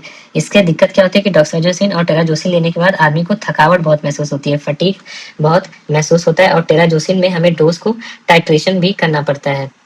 बट इन दोनों का जो मेन बेनिफिट है, इनको हम तब यूज़ करते हैं जब कोई पेशेंट को बीपीएच के साथ हाइपरटेंशन, तो ऐसे केस में डॉक्साजोसिन और टेराजोसिन बहुत ही अच्छी दवाइयाँ होती हैं, ऑल्दो ये फटीग कॉज कराती हैं, जिसमें हम टेराजोसिन 10 mg यूज़ करते हैं। अब बात करें प्राजोसिन की, तो प्राजोसिन जो रहता है इसलिए नहीं यूज़ करते, शॉर्ट एक्टिंग रहता है, तो एक दिन में TDS यूज़ करना पड़ता है, और मैक्सिमम 5 मिलीग्राम TDS यूज़ कर सकते हैं, और सारी ड्रग OD हैं तो वो ज़्यादा सही रहती हैं। अगर 5 अल्फा रिडक्टेज की बात करें तो ये ऑलमोस्ट जब हम 6 महीने से 1 साल लगातार लेते हैं तो प्रोस्टेट का साइज ऑलमोस्ट 30% से कम कर देता है। इसमें 2 ड्रग आती हैं, फिनेस्ट्राइड और डूटास्टेरॉइड। सबसे अच्छी बात क्या होती है, डूटास्टेरॉइड में DRI मतलब दोनों पे काम कर रहा है, तो टाइप 1 और टाइप 2 पे दोनों पे काम करता है। इसकी डोज जो देखें तो डोज में बहुत यूनिकनेस रहती है कि फिनेस्ट्राइड 5 मिलीग्राम देते हैं तो डूटास्टेरॉइड 0.5 मिलीग्राम देते हैं। फिनेस्ट्राइड जो रहता है 5 अल्फा रिडक्टेज पे काम करता है, टाइप 2 जो उसको ब्लॉक कर देता है, जबकि डूटास्टेरॉइड जो रहता है 5 अल्फा रिडक्टेज पे टाइप 2 जो रहता है उसको ब्लॉक करता है, और टाइप 1 वाले को भी ब्लॉक करता है, तो ये ज़्यादा पोटेंट होता है। तो इसकी वजह से होता क्या है, पेशेंट को इरेक्टाइल डिस्फंक्शन हो जाता है, ED। तो यहाँ पे जो ED हो रहा है ये ED इरेक्टाइल डिस्फंक्शन है, जबकि ऊपर जो हम ED डिस्कस कर रहे थे वो था इजैकुलेटरी डिसफंक्शन, तो उसमें इजैकुलेटरी डिसफंक्शन, और यह है इरेक्टाइल डिसफंक्शन। तो इरेक्टाइल डिसफंक्शन किससे होगा, फिनेस्ट्राइड से, और इसमें बेसिकली लिबिडो कम हो जाता है और पेशेंट को गायनिकोमेस्टिया होने लगते हैं, तो फिनेस्ट्राइड डूटास्टेरॉइड से ये दिक्कत आती है। फिर अगर हम बात करें कि कैसे काम करता है, तो जो फिनेस्ट्राइड रहता है वो PSA को ऑलमोस्ट 50% से ज़्यादा जो रहता है कम कर देता है, इसलिए जब भी हम PSA की वैल्यू निकालते हैं आफ्टर 6 मंथ्स ऑफ ट्रीटमेंट तो हम PSA को 2 से मल्टीप्लाई कर देते हैं, और इसका तब यूज़ करते हैं जब प्रोस्टेट जो है 40 ग्राम से बड़ा है, क्योंकि ये बेसिकली साइज को कम करता है। फिर अगर हम अगला बात करें डूटास्टेरॉइड का, तो डूटास्टेरॉइड भी सेम है, सब कुछ सिमिलर होता है फिनेस्ट्राइड की तरह, बट ये डुअल इनहिबिटर होता है और ऑनसेट इसका स्लो रहता है, और ये ज़्यादा पोटेंट है क्योंकि ये डुअल इनहिबिटर है। अब बात करें PDE5 जो यूज़ कर रहे थे वो था टडालाफिल, और जो हम टडालाफिल यूज़ कर रहे थे वो 5 मिलीग्राम यूज़ कर रहे थे, जस्ट लाइक फिनेस्ट्राइड। अब जो रहता था ये साइक्लिक GMP को बढ़ाता है, PDE5 को इनहिबिट कर देते हैं, तो जिससे कि ब्लैडर और प्रोस्टेट की जो स्मूथ मसल्स होती हैं वो रिलैक्स कर जाती हैं। ये सब तो अच्छा है, प्रॉब्लम क्या होती है कि पेशेंट को बहुत हेडेक होने लगता है, और फिर खट्टी डकारी होने लगती है, फ्लशिंग होने लगता है, चेहरा पूरा लाल हो जाता है। तो और टडालाफिल में खास बात क्या होती है कि इसको हमें नाइट्राइट्स के साथ अवॉइड करना चाहिए, और ये पेशेंट जो रहते हैं जिनको BPH के साथ ED है उसके लिए तो ये एक वरदान है, ये बहुत ही अच्छी ड्रग होती है। फिर जो अगली ड्रग है M3 ब्लॉकर्स, तो M3 ब्लॉकर्स जो रहते हैं वो कौन से ड्रग होते हैं, एंटीकोलिनर्जिक्स। तो ये बेसिकली किससे काम आएंगे, जो स्टोरेज लट्स के साथ पेशेंट प्रेजेंट कर रहा है जिसमें BPH हो विद ऑब्स्ट्रक्शन, तो ऐसे केस में हम लोग सोलिफिनासिन, ऑक्सीब्यूटानिन और टॉल्टोरेडी ये यूज़ करते हैं, क्योंकि ये एंटीकोलिनर्जिक होती है, तो साइड इफेक्ट इनका सिमिलर होता है, जैसे कि हर जगह से सिक्रेशन बंद कर देंगी, तो आप लैट्रिन नहीं कर सकते हैं, कॉन्स्टिपेशन हो जाएगा, बाथरूम भी बंद हो जाएगा, तो आपको बाथरूम बंद हो रहा है तभी ये इसमें सिम्टम्स में अवॉइड हो जाता है। फिर मुंह भी सूख जाता है, ड्राई माउथ होने लगता है और कॉग्निटिव जो रहता है इफेक्ट होता है। कई बार पेशेंट जो रहता है कंफ्यूजन होने लगता है उसको, तो इसलिए जो रहता है अब ये बाथरूम भी बंद कर देता है। तो इसलिए इसको हमें तब यूज करना चाहिए जब पीवीआर सिग्निफिकेंट ना हो, 150 ml से कम होता है। अगर हम बात करें इन तीनों में तो सबसे अच्छा सोलिफिनासिन होता है, क्योंकि उसकी ब्लैडर सेलेक्टिविटी सबसे ज्यादा अच्छी होती है। और टॉलटेरोडिन भी ऑक्सीब्यूटानिन से अच्छा होता है, बेटर टॉलरेटेड रहता है। सोलिफिनासिन मैक्सिमम हम लोग 10 मिलीग्राम पर डे यूज कर सकते हैं, जबकि अगर टॉलटेरोडिन की बात करें तो 4 मिलीग्राम मैक्सिमम यूज कर सकते हैं। और ऑक्सीब्यूटानिन भी 10 मिलीग्राम मैक्सिमम यूज कर सकते हैं। फिर जो अगली ड्रग है हम लोग यूज करते हैं स्टोरेज लग्स, जिसमें कोई भी ऑब्स्ट्रक्शन ना हो, उसका नाम है मीराबेग्रॉन। मीराबेग्रॉन एक बीटा 3 एगोनिस्ट है और इसको हम लोग मैक्सिमम 50 मिलीग्राम पर डे तक यूज करते हैं। प्रॉब्लम क्या होती है कि पेशेंट को बीपी हो सकता है, हाइपरटेंशन और टैकीकार्डिया कॉज करा सकता है। तो अगर कोई पेशेंट ऑलरेडी हाइपरटेंशन का नोन पेशेंट है तो ऐसे केस में हमें अवॉइड करना चाहिए। और इसको जो रहता है हम लोग अल्फा ब्लॉकर के साथ यूजुअली अब प्रेफर करते हैं। तो अल्फा ब्लॉकर जो रहता है मेरा बैकग्राउंड के साथ देते हैं। फिर कुछ जड़ी बूटियां होती हैं जिनको हम लोग बोलते हैं फाइटोथेरेपीज। तो फाइटोथेरेपीज जो रहता है उसको यूज करते हैं, जिसमें एक पहला जो ड्रग है वो है सौ पामिटो। तो सौ पामिटो जो रहता है 160 मिलीग्राम बीडी यूज करते हैं। और ये जो रहता है इसमें वीक जो रहता है 5 अल्फा रिडक्टेज इनहिबिटर होता है और थोड़ा बहुत एंटी इंफ्लेमेटरी प्रॉपर्टी होता है। इसको यूजुअली जो रहता है रिकमेंडेशन नहीं मिला हुआ है। फाइटोथेरेपी जो रहते हैं यूजुअली रिकमेंड नहीं होते हैं, बट इनको यूज कर सकते हैं। फिर जो अगला ड्रग है वो है पाइजियम। पाइजियम अफ्रीकैनम, तो अफ्रीका के जंगलों में पाया जाता है इसलिए इसको पाइजियम अफ्रीकैनम बोलते हैं। और 100 मिलीग्राम अफ्रीका के जंगलों में घूमते हुए इसको यूज करना होता है, क्योंकि ये इडिमा कम करता है, एंटी इडिमा इफेक्ट। अब इस पे ज्यादा ट्रायल नहीं हुआ है, बट ये भी एक तरह का अल्टरनेटिव है। फिर और भी जो कॉमन ड्रग्स हैं तो वो अदर सिम्टम्स के लिए यूज कर सकते हैं। बेसिकली अगर हम बात करें कि अगर पेशेंट को नॉक्ट्यूरिया हो रहा है सिर्फ, तो ऐसे केस में हम डेस्मोप्रेसिन यूज कर सकते हैं। मैक्सिमम 4.4 मिलीग्राम रात में देते हैं। तो ये करता क्या है कि जो रात को यूरिन प्रोडक्शन होता है उसको कम कर देता है। बेसिकली इसमें प्रॉब्लम क्या आती है कि पेशेंट को हाइपोनेट्रीमिया हो सकता है, इसलिए हमें इलेक्ट्रोलाइट मॉनिटरिंग की जरूरत होती है। सोडियम को हमें रेगुलर मॉनिटर करना पड़ता है। फिर अगला जो ड्रग है हम एनसेट है। अगर कोई पेशेंट लट्स के साथ प्रेजेंट कर रहा है प्रोस्टेट में और उसको एक्यूट प्रोस्टेटिज्म है, तो उसके इन्फ्लेमेशन को कम करने के लिए हम एनसेट्स यूज करते हैं। ये डायरेक्टली जो है बीपीएच के लिए यूज नहीं होता है, ये यूज होता है बेसिकली अगर प्रोस्टेट में किसी इन्फ्लेमेशन है कोई दूसरे टाइप का, अगर पेशेंट लट्स के साथ आ रहा है तो ऐसे केस में हम एनसेट्स यूज कर सकते हैं। तो ओवरऑल अगर हम बात करें तो अल्फा ब्लॉकर जो रहता है वो फर्स्ट लाइन ड्रग है लट्स के लिए। 5 अल्फा डायरेक्टेज इनहिबिटर जब 40 ml से ज्यादा बड़ा प्रोस्टेट रहता है तब यूज करते हैं, या पीएसए जब 1.5 से ज्यादा बड़ा हुआ है। तो एक तो साइज हो गया, दूसरा पीएसए, क्योंकि पीएसए 1.5 से ज्यादा है तो इसका मतलब क्या दिखाता है प्रोग्रेशन, और फिर फाइनली पेशेंट को एयूआर हो सकता है। तो उसको प्रिवेंट करने के लिए हम 5 अल्फा रिडक्टेज इनहिबिटर शुरू कर देते हैं। फिर कॉम्बिनेशन थेरेपी जो हमने 2 ट्रायल किए थे, एमटॉप ट्रायल और कॉम्बैट ट्रायल, तो उसमें ये प्रूव हुआ था कि कॉम्बिनेशन थेरेपी ज्यादा अच्छा होता है। फिर अगर हम एंटीकोलिनर्जिक्स जैसे कि सॉलिटेन यूज करना चाहें, सोलिफिनासिन, ऑक्सीविटानिन, टॉल्टोरेडिन, तो हमें पीवीआर चेक कर लेना चाहिए और पीवीआर 150 ml से कम होना चाहिए। फिर अगर कोई पेशेंट लट्स और ईडी के साथ आ रहा है तो ऐसे केस में टाडालाफिल बेस्ट रहता है। अगर एंटीकोलिनर्जिक्स को पेशेंट टॉलरेट नहीं कर पाते तो हमें मेरा बैकग्राउंड देना चाहिए। और क्यों नहीं टॉलरेट कर पाता है, क्योंकि ये सब कुछ बंद कर देता है पेशेंट का ड्राई माउथ, मुंह सूखने लगता है, कॉन्स्टिपेशन होने लगता है और यूरिन को भी रोकता है, इसलिए पीवीआर सिग्निफिकेंट रहता है तो इसको यूज नहीं करते हैं। और हर्बल थेरेपी जो रहती है, हम फाइटोथेरेपी के बारे में बात कर रहे थे, वो रिकमेंडेड नहीं होता है। बेसिकली इसमें हम सौ पामिटो और पाइजियम अफ्रीकैनम जो 2 ड्रग हैं उसको यूज नहीं करते हैं। अब बात करते हैं सर्जिकल मैनेजमेंट की। तो गोल्ड स्टैंडर्ड अगर हम बात करें प्रोसीजर तो वो होता है टीयूआरपी। और टीयूआरपी जो रहता है बेसिकली मॉडरेट साइज ग्लैंड के लिए करते हैं। इसमें भी जो मोनोपोलर टीयूआरपी होता है गोल्ड स्टैंडर्ड होता है, बट उसमें क्या रहता है टीयूआर सिंड्रोम का रिस्क रहता है। और ये बेसिकली इसलिए होता है क्योंकि हम लोग मोनोपोलर टीयूआरपी में ग्लाइसिन यूज करते हैं। तो इसलिए जो है मोनोपोलर टीयूआरपी की जगह बाइपोलर टीयूआरपी यूज कर सकते हैं, जिसमें बेसिकली जो इरिगेशन यूज करते हैं वो सलाइन रहता है। तो इससे टीयूआर सिंड्रोम के कॉम्प्लिकेशंस नहीं होते हैं। अब टीयूआरपी से दिक्कत क्या होती है कि पेशेंट को रेट्रोग्रेड इजैकुलेशन हो सकता है, ब्लीडिंग हो सकती है, स्ट्रिक्चर बन सकता है, टीयूआर सिंड्रोम हो सकता है और ट्रांजिएंट डिसयूरिया हो सकता है। तो ये सब कॉम्प्लिकेशन टीयूआरपी के होते हैं। फिर अगला हम बात करें ई न्यूक्लिएशन। तो ई न्यूक्लिएशन जो गोल्ड स्टैंडर्ड अगर ई न्यूक्लिएशन टेक्निक है तो वो होमियम लेजर होता है, होलैप जिसको बोलते हैं। ये जो रहता है होलैप किसी भी साइज के जो प्रोस्टेट ग्लैंड है उसके लिए यूज कर सकते हैं। इसलिए ये इसको बोलते हैं साइज इंडिपेंडेंट प्रोसीजर होता है। इसमें हम लोग कंप्लीट जो प्रोस्टेट होता है उसको रिमूव कर देते हैं, इसलिए बोलते हैं कंप्लीट एडिनोमा का रिमूवल होता है। अगर कोई पेशेंट जो है एंटीकोआगुलेंट ले रहा है तो उसके लिए होलेप बहुत ही अच्छा रहता है। एक बार होलेप कराने के बाद कंप्लीट एडिनोमा रिमूवल हो रहा है तो रीट्रीटमेंट करने की भी जरूरत नहीं होती है। लेस देन 2% इंसिडेंस होता है। जो इमर्जिंग टेक्नोलॉजी है वो है उसमें थूलियम, तो थूलेप भी होता है, तो थूलियम इन्यूक्लिएशन भी कर सकते हैं। थूलियम में बेसिकली हम लोग जो रहता है कंटिन्यूअस वेव यूज करते हैं, तो ये जो रहता है इसमें कट और ज्यादा प्रिसाइज होता है, जबकि होलेप में हम लोग पल्स कट यूज करते हैं।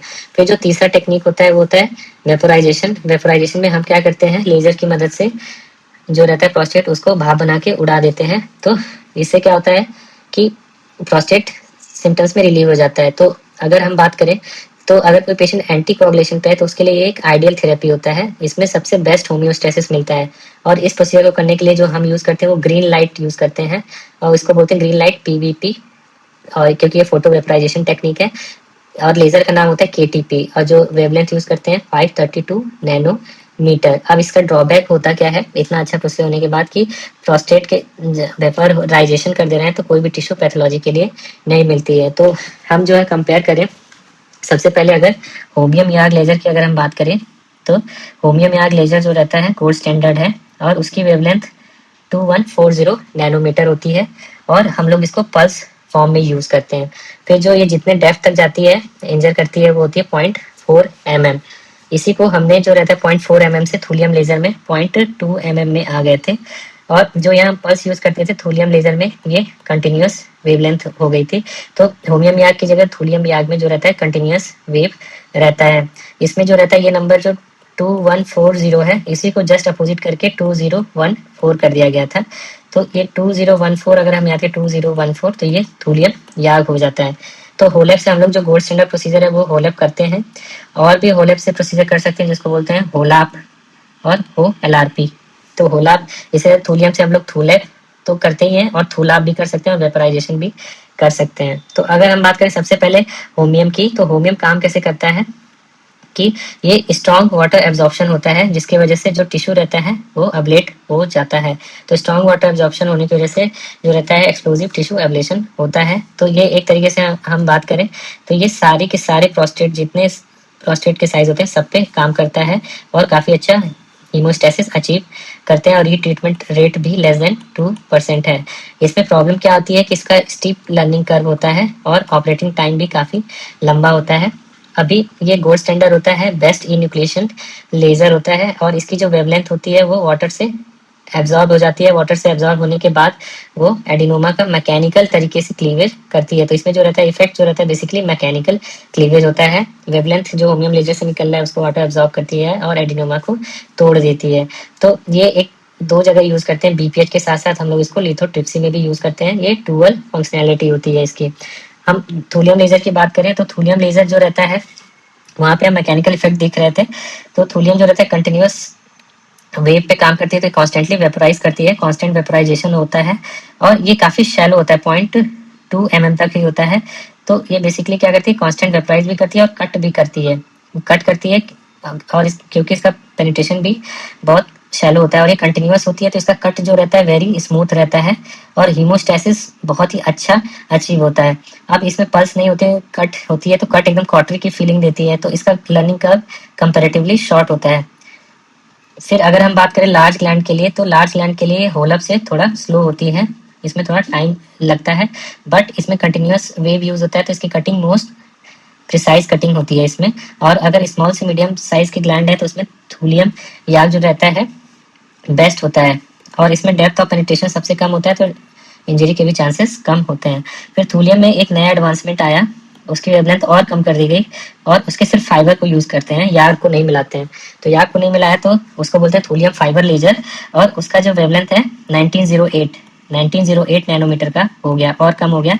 तो ये दोनों तरीके से काम करती है, होती अकेले है बट काम दोनों तरीके से करती है। पल्स वेव की तरीके से भी कर सकते हैं, और इसमें हम कंटिन्यूअस वेव कर सकते हैं, और इसकी पेनिट्रेशन और कम हो गई है। ऊपर हम थूलियम या की बात करें तो 0.2 था, उसको और कम करके 0.1 से लेके 0.15 mm तक होता है। तो हम जो थूलियम फाइबर से करते हैं, थूलियम फाइबर से तो उसको टीफ्लेप करते हैं। TF thulium fibre laser, TFL इसका नाम होता है थूलियम फाइबर लेजर ये न्यूक्लिएशन ऑफ प्रोस्टेट, TFL-EP। जबकि अगर थूलियम याग से करेंगे तो थूलैब बोलते हैं, THULEP थूलैब। तो लैब जो रहेगा वो कॉमन है। और इसमें जो रहता है बेसिकली ई न्यूक्लिएशन तो करते हैं, इसमें वेपोराइजेशन भी करते हैं जस्ट लाइक थूलियम की तरह। फिर अगर हम बात करें कि अगर सबसे ज्यादा पानी की जरूरत किससे पड़ती है, तो जितने भी सबसे ज्यादा सर्जिकल प्रोसीजर होते हैं, सारे सर्जिकल प्रोसीजर में सबसे ज्यादा जो पानी लेता है थूलियम फाइबर। तो हाईएस्ट वाटर एब्जॉर्प्शन जितने भी लेजर होते हैं वो थूलियम फाइबर लेजर में होता है। और ये एक्सट्रीमली प्रिसाइज होता है, बहुत ही ज्यादा प्रिसाइज होता है, कोई ब्लीडिंग नहीं होती, एकदम मक्खन की तरह चलता है। इसी वजह से ये सब मक्खन की कीमत होती है बहुत ज्यादा, एक्सपेंसिव बहुत ज्यादा होता है। और फाइबर बहुत ही ज्यादा फ्लेक्सिबल होते हैं इसके। अगर हम बात करें तो होमियम यार्ड से क्या होता है, तो होमियम यार्ड से इसमें जो एनर्जी एफिशिएंसी रहती है और बढ़ जाती है। और ये फ्लेक्सिबल फाइबर होने की वजह से अर्गोनॉमिक्स भी काफी अच्छा हो जाता है। फिर अगला जो लेजर है वो अगर हम बात करें ग्रीन लाइट लेजर, जिसको बोलते हैं KTP। तो ग्रीन लाइट में दो लेजर होते हैं, KTP लेजर होता है और एक LBO लेजर होता है। LBO लेजर जो रहता है उसको HPS या XPS भी बोलते हैं। तो ग्रीन लाइट लेजर दोनों की वेवलेंथ सेम रहती है, अगर हम KTP की बात करें या LBO की बात करें। LBO जो आता है उसका XPS या HPS बोलते हैं, XPS जैसे मॉनिटर आता था विंडो XP उस तरह का है। तो दोनों में वेवलेंथ सेम होती है 532 नैनोमीटर की, दोनों ही कंटिन्यूस होती हैं और दोनों का ही जो रहता है डेप्थ रहता है 0.8 mm रहता है। और दोनों ही फोटो वेपोराइजेशन कराते हैं, बस कंपनी अलग होती है और सेम मैकेनिज्म ऑफ एक्शन होता है। तो ये KTP लेजर पढ़े या LBO लेजर सेम होता है। तो अगर हम बात करें तो इसमें होता क्या है कि इसमें अभी तक हम पढ़े थे वाटर एब्जॉर्प्शन हो रहा था, इसमें हीमोग्लोबिन एब्जॉर्प्शन होता है। तो हीमोग्लोबिन एब्जॉर्प्शन होता है और फिर रैपिड वेपोराइजेशन हो जाता है। ये जो रहता है ग्रीन लाइट ये एक्सेलेंट हीमोस्टेसिस होता है, सबसे बेस्ट होता है एंटीकोगुलेंट पेशेंट के लिए। इसमें प्रॉब्लम क्या होती है कि जो टिश्यू है वो हमें नहीं मिलता हिस्टोपैथोलॉजी के लिए। और अब जो मेन डिफरेंस है KTP और LBO में, तो अगर हम बात करें तो वो वाट की होती है। KTP में एक 120 वाट का भी आता है, जबकि अगर हम बात करें LBO में तो उन दोनों में बस 180 वाट का आता है। तो 120 वाट का जो रहता है ग्रीन लाइट लेजर में होता है। और इसकी वजह से क्या होता है, जो XP सिस्टम है, अगर इसकी खास बात बताऊं तो ये जो रहता है फास्टेस्ट वेपोराइजर होता है। तो अगर फास्टेस्ट वेपोराइजर अगर कोई बोलते हैं तो वो होता है XPS, जो एडिनोमा होता है फास्टेस्ट वेपोराइजर होता है। इसकी जो हाई पावर होती है 180 वाट से यूज करते हैं, तो बड़े से बड़ा जो प्रोस्टेट होता है वो वेपोराइज हो जाता है। और फाइबर की कॉस्ट भी बहुत ज्यादा होती है। फिर जो अगला लेजर है वो होता है डायोड लेजर। डायोड लेजर नाम से पता चल रहा है, दो वेवलेंथ रहती है इसकी। तो दो वेवलेंथ, एक रहती है 980 नैनोमीटर, एक होता है 1470 पे। ये भी एक कंटिन्यूअस होती है। अब जितने भी बना रहे हैं कंटिन्यूअस बना रहे हैं, दो पल्स होते हैं, एक अर्बियम याग पल्स होता है और एक होमियम याग। तो डायोड लेजर जो रहता है कंटिन्यूअस रहता है, तो इसमें 980 नैनोमीटर और 1470। तो इससे जो हम प्रोसीजर करते हैं तो डाई वैप या डाई लैप बोलते हैं, या दिलीप बोलते हैं, दिलीप या दिवैप। तो इसमें क्या होता है, इसमें दो लेजर है तो ये दोनों पे काम करता है, वाटर पे भी और हीमोग्लोबिन पे भी काम करता है। तो वाटर एब्जॉर्प्शन भी होता है और हीमोग्लोबिन का भी एब्जॉर्प्शन होता है। और इसका जो पेनिट्रेशन की बात करें तो ये काफी पेनिट्रेट करता है 6 mm तक। इससे ज्यादा पेनिट्रेट अगर कोई करता है तो वो एनडी याग होता है, जो कि ऑलमोस्ट 10 mm तक करता है। तो काफी ज्यादा पेनिट्रेट करता है। तो इसमें भी कोगुलेशन काफी अच्छा होता है, बड़े ग्लैंड के लिए अच्छा होता है। बट प्रॉब्लम ये होती है कि इसका डेप्थ पेनिट्रेशन बहुत ज्यादा होता है, तो टिश्यू नेक्रोसिस बहुत होता है, पेशेंट को डिसूरिया बहुत कंप्लेन रहता है। तो डायोड लेजर जो रहता है डेप्थ, D फॉर डेप्थ भी ज्यादा होती है और D फॉर डिसूरिया भी ज्यादा कराता है। तो इसमें अगर हम बात करें ज्यादा घुसता कौन सा है, 980 वाला। तो जो 980 वाला होता है वो ज्यादा अंदर घुसता है और पेशेंट को इरिटेटिव सिम्टम्स कराता है ऑपरेशन के बाद। तो डिसूरिया इरिटेटिव सिम्टम्स इसके बाद होते हैं डायोड लेजर। तो ज्यादा दर्द देता है ये डायोड वाला। फिर अगर हम बात करें NDR लेजर, तो ये ऑब्सोलीट हो चुका है, अब इसको यूज नहीं करते हैं। इसमें बहुत ज्यादा कॉम्प्लिकेशन होता है, ये ऑलमोस्ट बहुत अंदर तक, ऑलमोस्ट 1 सेंटीमीटर अंदर तक घुस जाता है। इससे जो करते थे लेजर एब्लेशन करते थे प्रोस्टेट का, ये करता क्या था कि कोगुलेट कर देता था, जिससे बाद में वो नेक्रोसिस हो जाती थी टिश्यू की। अब इसको यूज नहीं करते क्योंकि बहुत ज्यादा स्लफिंग होता है, इसमें कैथेटर भी बहुत लंबे समय तक रखना पड़ता है। ऑल्दो इसकी वेवलेंथ जो है बहुत ज्यादा वैसा नहीं है, 1064 तक ही यूज कर रहे हैं। तो अब बट ये था कि इसको कंटिन्यूअस यूज करना पड़ता था, और ये कंटिन्यूअस जो है यूज करने के बाद कैथेटर डालते थे, और कैथेटर डालने से बाद में कॉम्प्लिकेशन भी बहुत होता था, और फिर पेशेंट को जो रहता था स्लफिंग भी होती थी, इसलिए इसको यूज नहीं करते हैं। अब एकदम जो नया एक्सपेरिमेंटल चल रहा है वो है अर्बियम याग। अर्बियम याग एकदम 2940 नैनोमीटर पे है, एकदम बढ़िया, इसको एकदम बढ़िया, और इसको पल्स मोड पे है जैसे कि होमियो में आ गए। तो ये बहुत ही ज़्यादा सेल है, उसका भी बाप है, एक्सपेरिमेंटल टेक्निक पे होता है, ये भी एकदम एक्सप्लोजिव धमाकेदार तरीके से करता है। जैसे होमियो में भी एक्सप्लोजिव तरीके से टिश्यू को उड़ा रहा था, इसमें भी स्ट्रॉन्ग वाटर एब्जॉर्प्शन हो रहा था और एक्सप्लोजिव टिश्यू एब्लेशन, ऐसे ही ये भी उड़ा रहा था, एक्सप्लोजन कर रहा है, एक्सप्लोजिव टिश्यू एब्लेशन करा रहा है और प्रिसाइज होता है। बट दिक्कत क्या है कि इसको बीपीएच में हम लोग यूज नहीं करते हैं, और क्योंकि ये डीप टिश्यू के लिए सूटेबल नहीं है, एक्सपेरिमेंटल है, इतना ज़्यादा धमाका कर रहा है। तो हम सबसे पहले डेप्थ की बात करें तो ये एलबीओ लेजर जो था सबसे फास्टेस्ट लेजर 0.8 mm तक जा रहा है, और सबसे बड़ा जो एनडी आग है ऑलमोस्ट 1 सेंटीमीटर तक जा रहा है। जबकि अगर होमियो में आग की बात करें 0.4 mm, थूलियम जो रहता है 0.2 mm तक जाता है, और अगर हम डायोड लेजर की बात करें तो ऑलमोस्ट 6 mm तक चला जाता है। तो ये सब डिफरेंस रहता है। फिर आगे हम पढ़ते हैं कि कैसे यूज करके क्या कंपैरिजन करना है। तो सबसे पहले जो रहता है होमियो में आग के बारे में देखते हैं।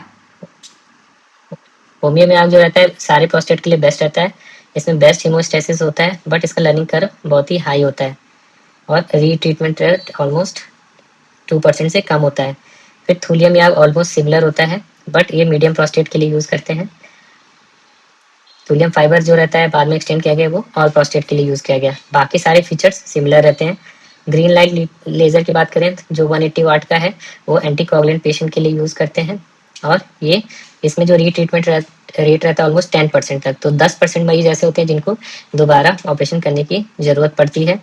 तो इन सब प्रोसीजर में कैथेटर जो रहता है बहुत कम समय के लिए रखना पड़ता है। सबसे ज्यादा कैथेटर एनडी याग में रखते हैं, सबसे लंबा, क्योंकि उसमें और उसमें स्लफिंग भी बहुत ज्यादा होती है, इसलिए इसको यूज नहीं करते हैं। जबकि डायोड लेजर रहता है वो काफी दर्द देता है, काफी इरिटेटिव सिम्टम्स होता है, तो इसको यूज नहीं करते हैं। अब बात करते हैं टिश्यू की। तो टिश्यू में सबसे पहले अगर हम बात करें तो होमियो में आग लेजर, तो हमने जैसा डिस्कस किया था होलियम, थूलियम और थूलियम फाइबर लेजर, ये तीनों के तीनों किससे इंटरेक्ट कर रहे थे? वाटर से। जबकि जो ग्रीन लाइट लेजर था वो हीमोग्लोबिन से, और डायोड जो था दोनों से कर रहा था, वाटर और हीमोग्लोबिन से। और एनडी आग तो यूज ही नहीं करते हैं, वो भी हीमोग्लोबिन से ही करता था। अब जो रहता है अगर हम थूलियम आग और होमियो में आग की बात करें तो दोनों में फोटोथर्मल इफेक्ट होता है। फिर हमने देखा था कि जो होमियो में आग रहता है एक्सप्लोजन कराता था, तो उसमें एक और इफेक्ट होता है, that is photo mechanical effect. Photo mechanical effect. और जो थूलियम फाइबर जो रहता है उसकी एफिशिएंसी कैसे बढ़ाई गई? वो प्योर फोटोथर्मल लेजर था। तो इन सब चीजों की वजह से क्या था, उसमें फाइन डिसेक्शन कंट्रोल होता था। जबकि थूलियम या भी जो रहता था कंटिन्यूस रहता था, तो स्मूथ कटिंग होती थी। अगर हम बात करें होमियो मियाद का, तो होमियो मियाद जो रहता है क्लीवेज प्लेन कट करने के लिए आइडियल होता है। तो ई न्यूक्लिएशन अगर हमें करना है तो आइडियल रहता है। केटीपी जो लेजर रहता है वो फोटो सेलेक्टिव वेपोराइजेशन उड़ा देता था और बेस्ट होता था हीमोस्टेसिस के लिए, इसमें सबसे मिनिमल ब्लीडिंग होती थी। डायोड लेजर जो रहता था दर्द देता था और दोनों पे काम करता था, दोनों पे काम करता है, और डीप कोगुलेटिव नेक्रोसिस कराता था और दर्द देता था, डिलेड घाव बढ़ते थे। सब डी वाले प्रॉब्लम डायोड में होता है।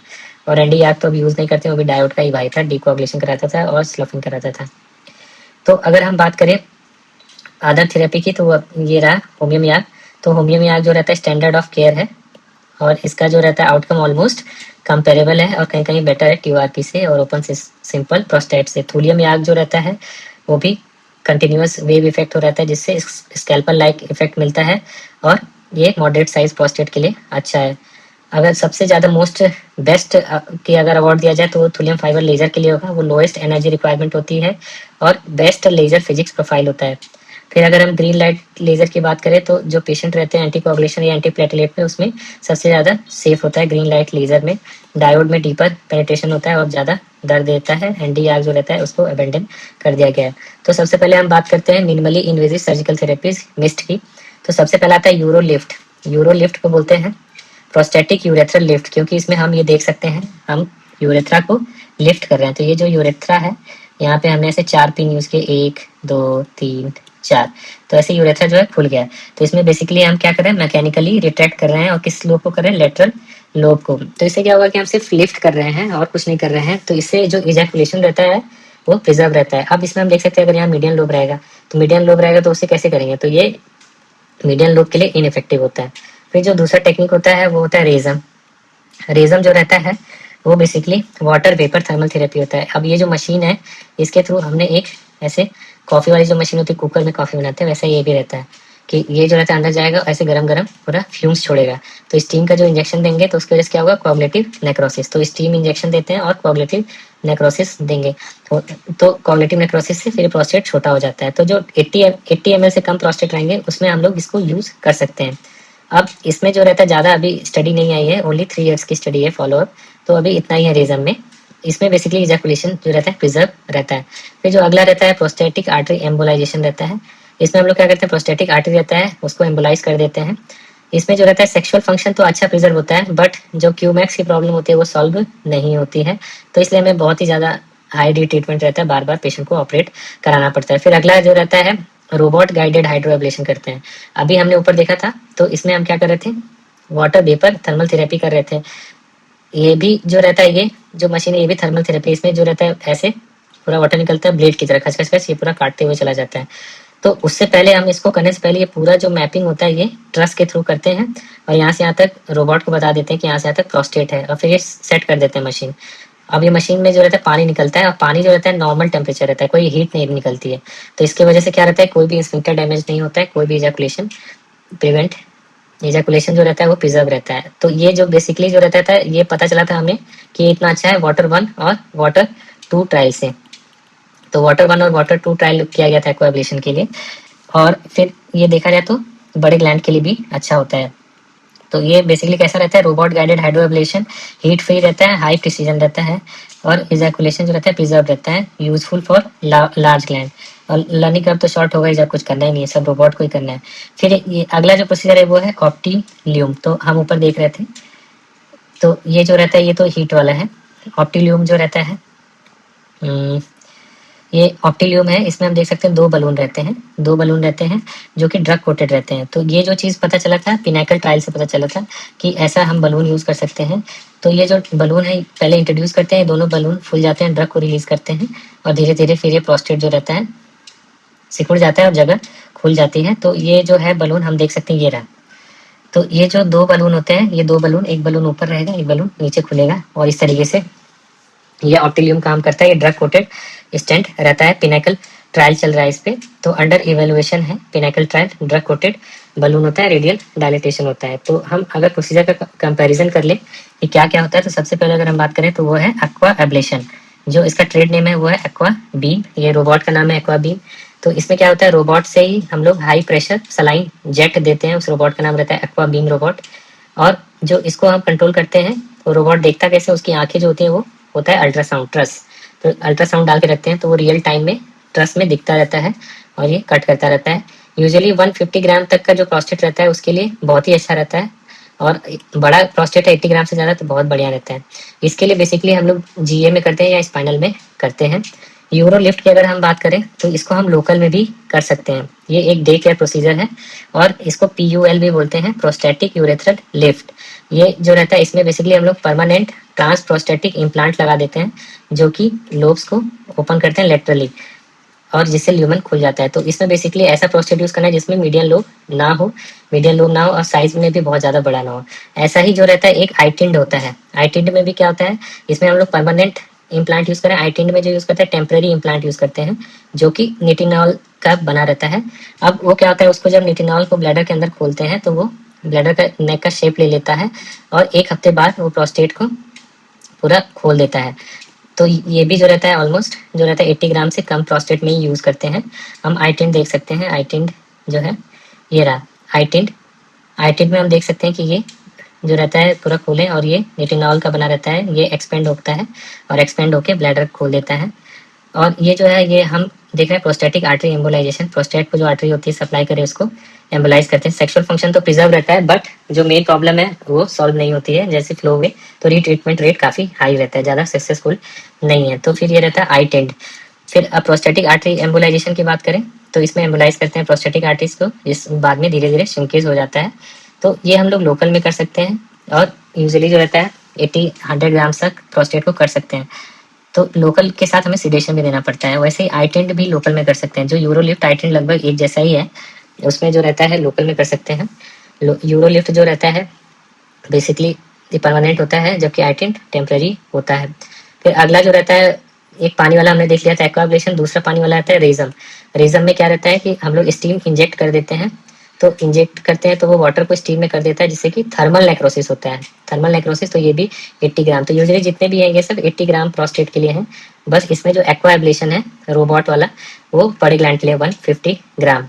फिर अगला जो मिनिमल इन्वेजिव ट्रीटमेंट है जिनको हम ट्राई कर सकते हैं, एक्सपेरिमेंटल भी हैं, ये सब ट्रीटमेंट मिस कहलाते हैं। तो वो है बोटॉक्स।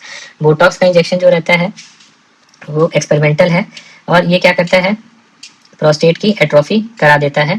ये किसी भी साइज के प्रोस्टेट में यूज कर सकते हैं, बट इसका अभी एविडेंस उतना मिला नहीं है हमें, और इसको हम लोग ट्रांसपेरिनियल या ट्रस गाइडेड जो रहता है लोकली इंजेक्ट करते हैं। फिर जो अगला रहता है, हम लोग टेम्पररी स्टेंट यूज कर सकते हैं। ऐसे पेशेंट में यूज करते हैं जो पुअर सर्जिकल कैंडिडेट हैं, और इसको भी हम लोकली यूज कर सकते हैं। तो बेसिकली अगर हम बात करें तो जो रोबोट की सर्जरी एक्वा एब्लेशन, उसमें हमें जीए की जरूरत पड़ रही है। ज्यादातर प्रोसीजर हम लोग लोकल या अंडर सिडेशन या स्पाइनल कर सकते हैं। तो इसमें क्या होता है, टेम्पररी स्टेंट जैसे हम लोग क्या यूज किया, मीमोकैथ या स्पैनर। तो ये क्या करता है, मीमोकैथ या स्पैनर ये प्रोस्टेटिक यूरेथ्रा को खोल के रखता है। तो अगर हम बात करें मीमोकैथ या स्पैनर कहाँ पे है, तो ये जो रहता है ये है स्टेंट। ये हम देख सकते हैं ये स्टेंट है, और ये ओपन करके रख रहा है ये पूरा रास्ता। तो ये जो रहता है ये है मीमोकैथ। तो मीमोकैथ जो है प्रोस्टेटिक यूरेथ्रल स्टेंट रहता है। फिर आगे जो देखेंगे ये जो है इस तरीके का दूसरी कंपनी का है, ये भी स्टेंट है, ये है स्पैनर। तो ये है स्पैनर और वो है मीमोकैथ। ये दोनों स्टेंट हैं जो खुला रखते हैं यूरेथ्रा को।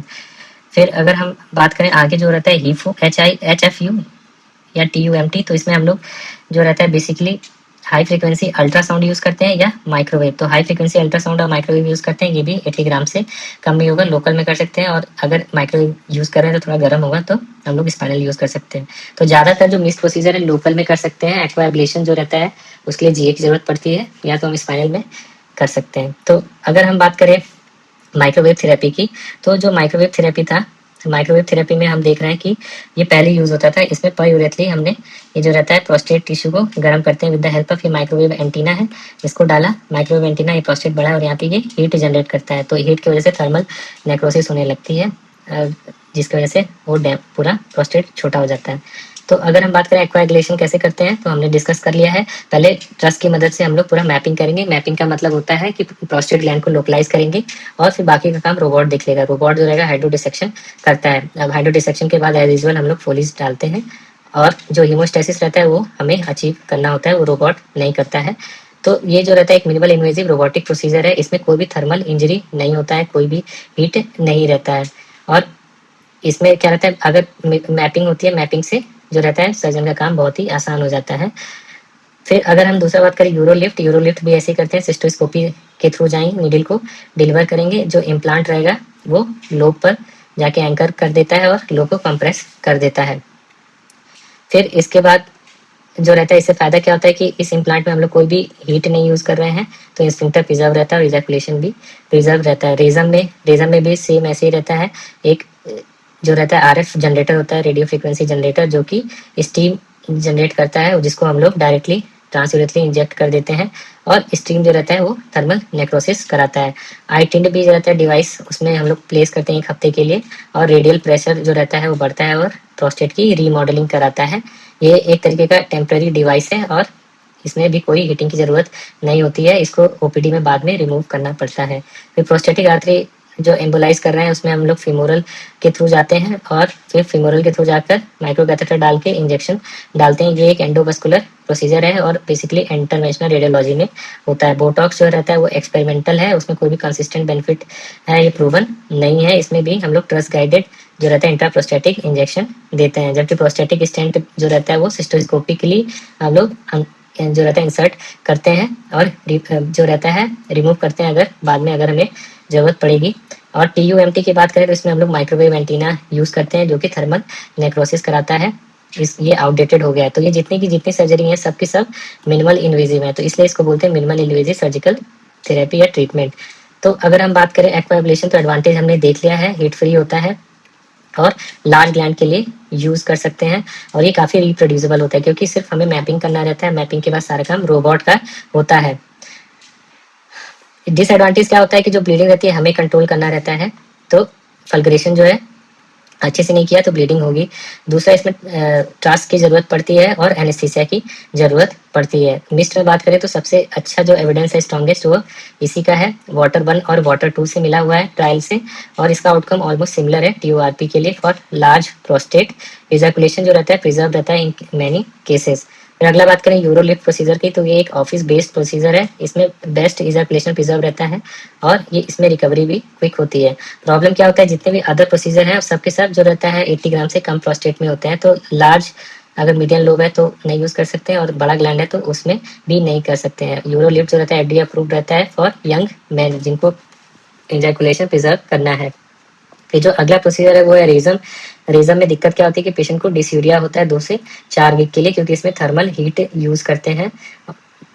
और इसमें जो रहता है बेसिकली रेजम और यूरोलिफ्ट में क्या फायदा है कि रेजम में हम लोग मीडियम लोग को भी ट्रीट कर सकते हैं, और इसमें भी इजैकुलेशन जो रहता है प्रिजर्व कर सकते हैं, और ये ऑफिस बेस्ड प्रोसीजर रहता है। इसमें ऑलमोस्ट 40% तक प्रोस्टेट का साइज कम हो जाता है, और 5 साल तक जो रहता है इसका इफेक्ट दिखता है। इसका ऑपरेटिव रेट 10% होता है ऑलमोस्ट।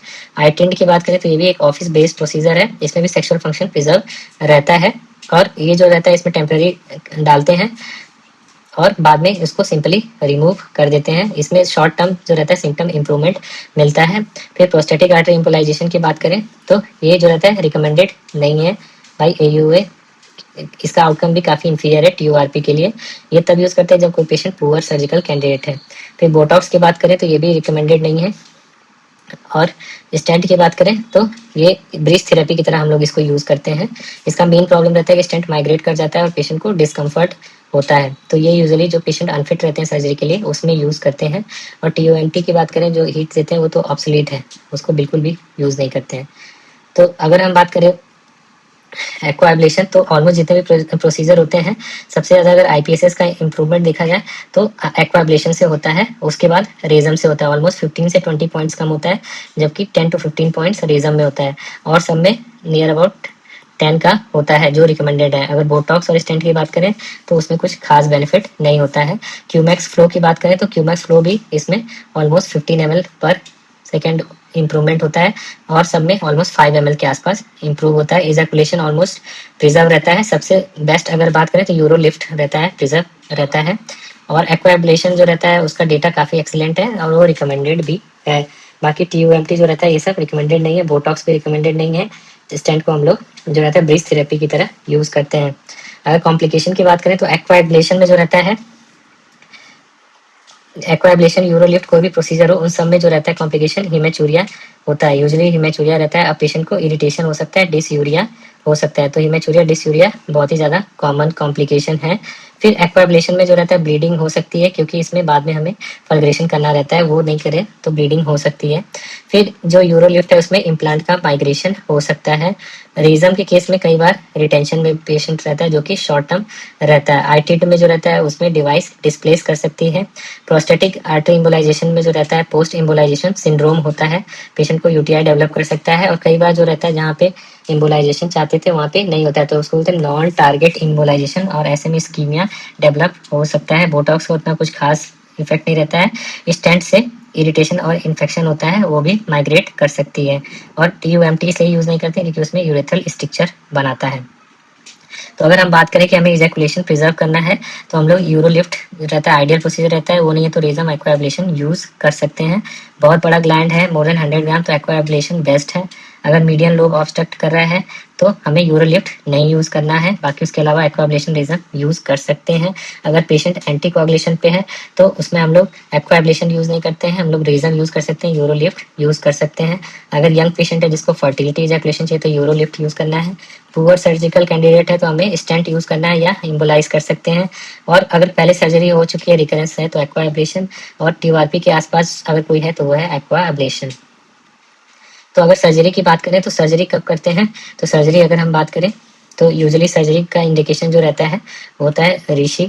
तो अगर हम बात करें ऋषि में क्या होता है, R for retention, I for infection, S for stone, फिर H फॉर हेमेचूरिया, और फिर H फॉर हाइड्रोनेफ्रोसिस, और I फॉर इनसफिशियंसी। तो ये होता है ऋषि।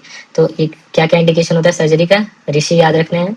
तो R फॉर रिटेंशन, पेशेंट को रिफ्रैक्टरी यूरिनरी रिटेंशन हो रहा है, तो indication for surgery in case of prostate, तो रिफ्रैक्टरी यूरिनरी रिटेंशन पहला। तो ये हो गया R फॉर रिटेंशन। दूसरा है infection, that is recurrent UTI। फिर तीसरा है S for stone, that is bladder stone. फिर उसके बाद चौथा है haematuria, that is refractory haematuria from BPH। फिर पांचवा है hydronephrosis, that is upper track deterioration hydronephrosis. फिर जो आखिरी है वो है insufficiency, that is renal insufficiency due to bladder outlet obstruction. अब रिलेटिव इंडिकेशन क्या होता है? रिलेटिव इंडिकेशन अगर मेडिकल थेरेपी फेल हो गई है या बॉदरसम लट्स है, तो बहुत सीवियर बॉदरसम लट्स जो रहता है वो रिलेटिव इंडिकेशन है, और मेडिकल थेरेपी फेल हो गई तो भी रिलेटिव इंडिकेशन है। अब बात करते हैं कॉम्प्लिकेशन की। तो डिजीज रिलेटेड कॉम्प्लिकेशन क्या होता है? डिजीज को अगर ट्रीट नहीं किया तो AUR हो जाता है, आगे चल के ब्लैडर स्टोन बन जाता है, फिर पेशेंट को डाइवर्टिकुला हो जाता है, और हाइड्रोनेफ्रोसिस CKD हो सकता है, रिकरेंट UTI और हिमेचूरिया हो सकता है। तो ये कॉम्प्लिकेशन होता है। अगर हम बात करें ट्रीटमेंट रिलेटेड कॉम्प्लिकेशन की, तो अगर पेशेंट अल्फा ब्लॉकर पे है तो इजैकुलेटरी इशू हो सकता है या हाइपोटेंशन हो सकता है। अगर 5 अल्फा रिडक्टेज इनहिबिटर ले रहा है तो ED डेवलप कर जाता है या गायनिकोमेस्टिया हो जाता है। अगर हम TURP की बात करें तो पेशेंट को ब्लीडिंग होता है या TUR सिंड्रोम हो सकता है या रिट्रोगेट इजैकुलेशन हो सकता है। अगर होलेट पे है तो पेशेंट को ट्रांजिएंट इनकॉन्टिनेंस हो सकता है। फिर अगर यूरोलिफ्ट यूज कर रहे हैं तो इसमें इम्प्लांट माइग्रेट कर सकता है, और रीजन यूज कर रहे हैं तो डिसयूरिया और अर्जेंसी यूज हो सकता है क्योंकि इसमें हीटेड वाटर रहता है। तो अगर हम बात करें गाइडलाइंस क्या कहती हैं कि इवेल्युएशन के लिए जो मैंडेटरी है वो IPSS मैंडेटरी है, यूरिन एनालिसिस मैंडेटरी है, PVR और यूरोफ्लोमेट्री। PSA अगर कोई पेशेंट जो है बूढ़ा है तो ऐसे केस में ऑप्शनल रहता है, हाई रिस्क केस में ही रिकमेंडेड रहता है। यूरोडायनेमिक्स तब यूज करते हैं जब देयर इज डायग्नोस्टिक अनसर्टेनिटी। फिर अगर बात करें तो PDE5 इनहिबिटर्स को भी फर्स्ट लाइन ऑप्शंस माना गया है। अब कॉम्बिनेशन थेरेपी यूजुअली जो रहता है प्रिफर्ड रहता है, जिसमें कि अल्फा ब्लॉकर और PDE5 यूज कर सकते हैं, तो ये रिकमेंडेड है फर्स्ट लाइन। फिर प्रोस्टेटिक आर्टरी एम्बोलाइजेशन जो रहता है AUA गाइडलाइंस में जो रहता है इंक्लूडेड है। फिर उसके बाद अगर पेशेंट को अंडर एक्टिव ब्लैडर है तो ऐसे केस में UDS कराना चाहिए, और उसकी मैनेजमेंट बिल्कुल ही अलग रहती है। फिर प्रोस्टेट का जो मैनेजमेंट है वो इंडिविजुअल थेरेपी है।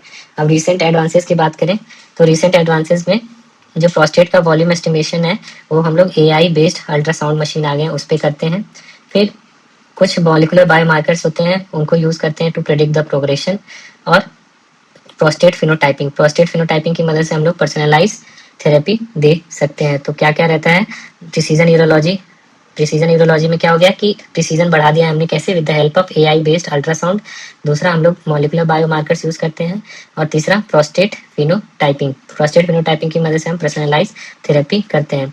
फिर डिवाइस में भी नई नई चीजें आ गई हैं। डिवाइस में नई नई चीजें में ऑप्टिल्यूम आ गया है, ऑप्टिल्यूम बलून सिस्टम। दूसरा प्रोस्टेट फैंटम्स आ गया है, और एडवांस रोबोटिक प्लेटफॉर्म।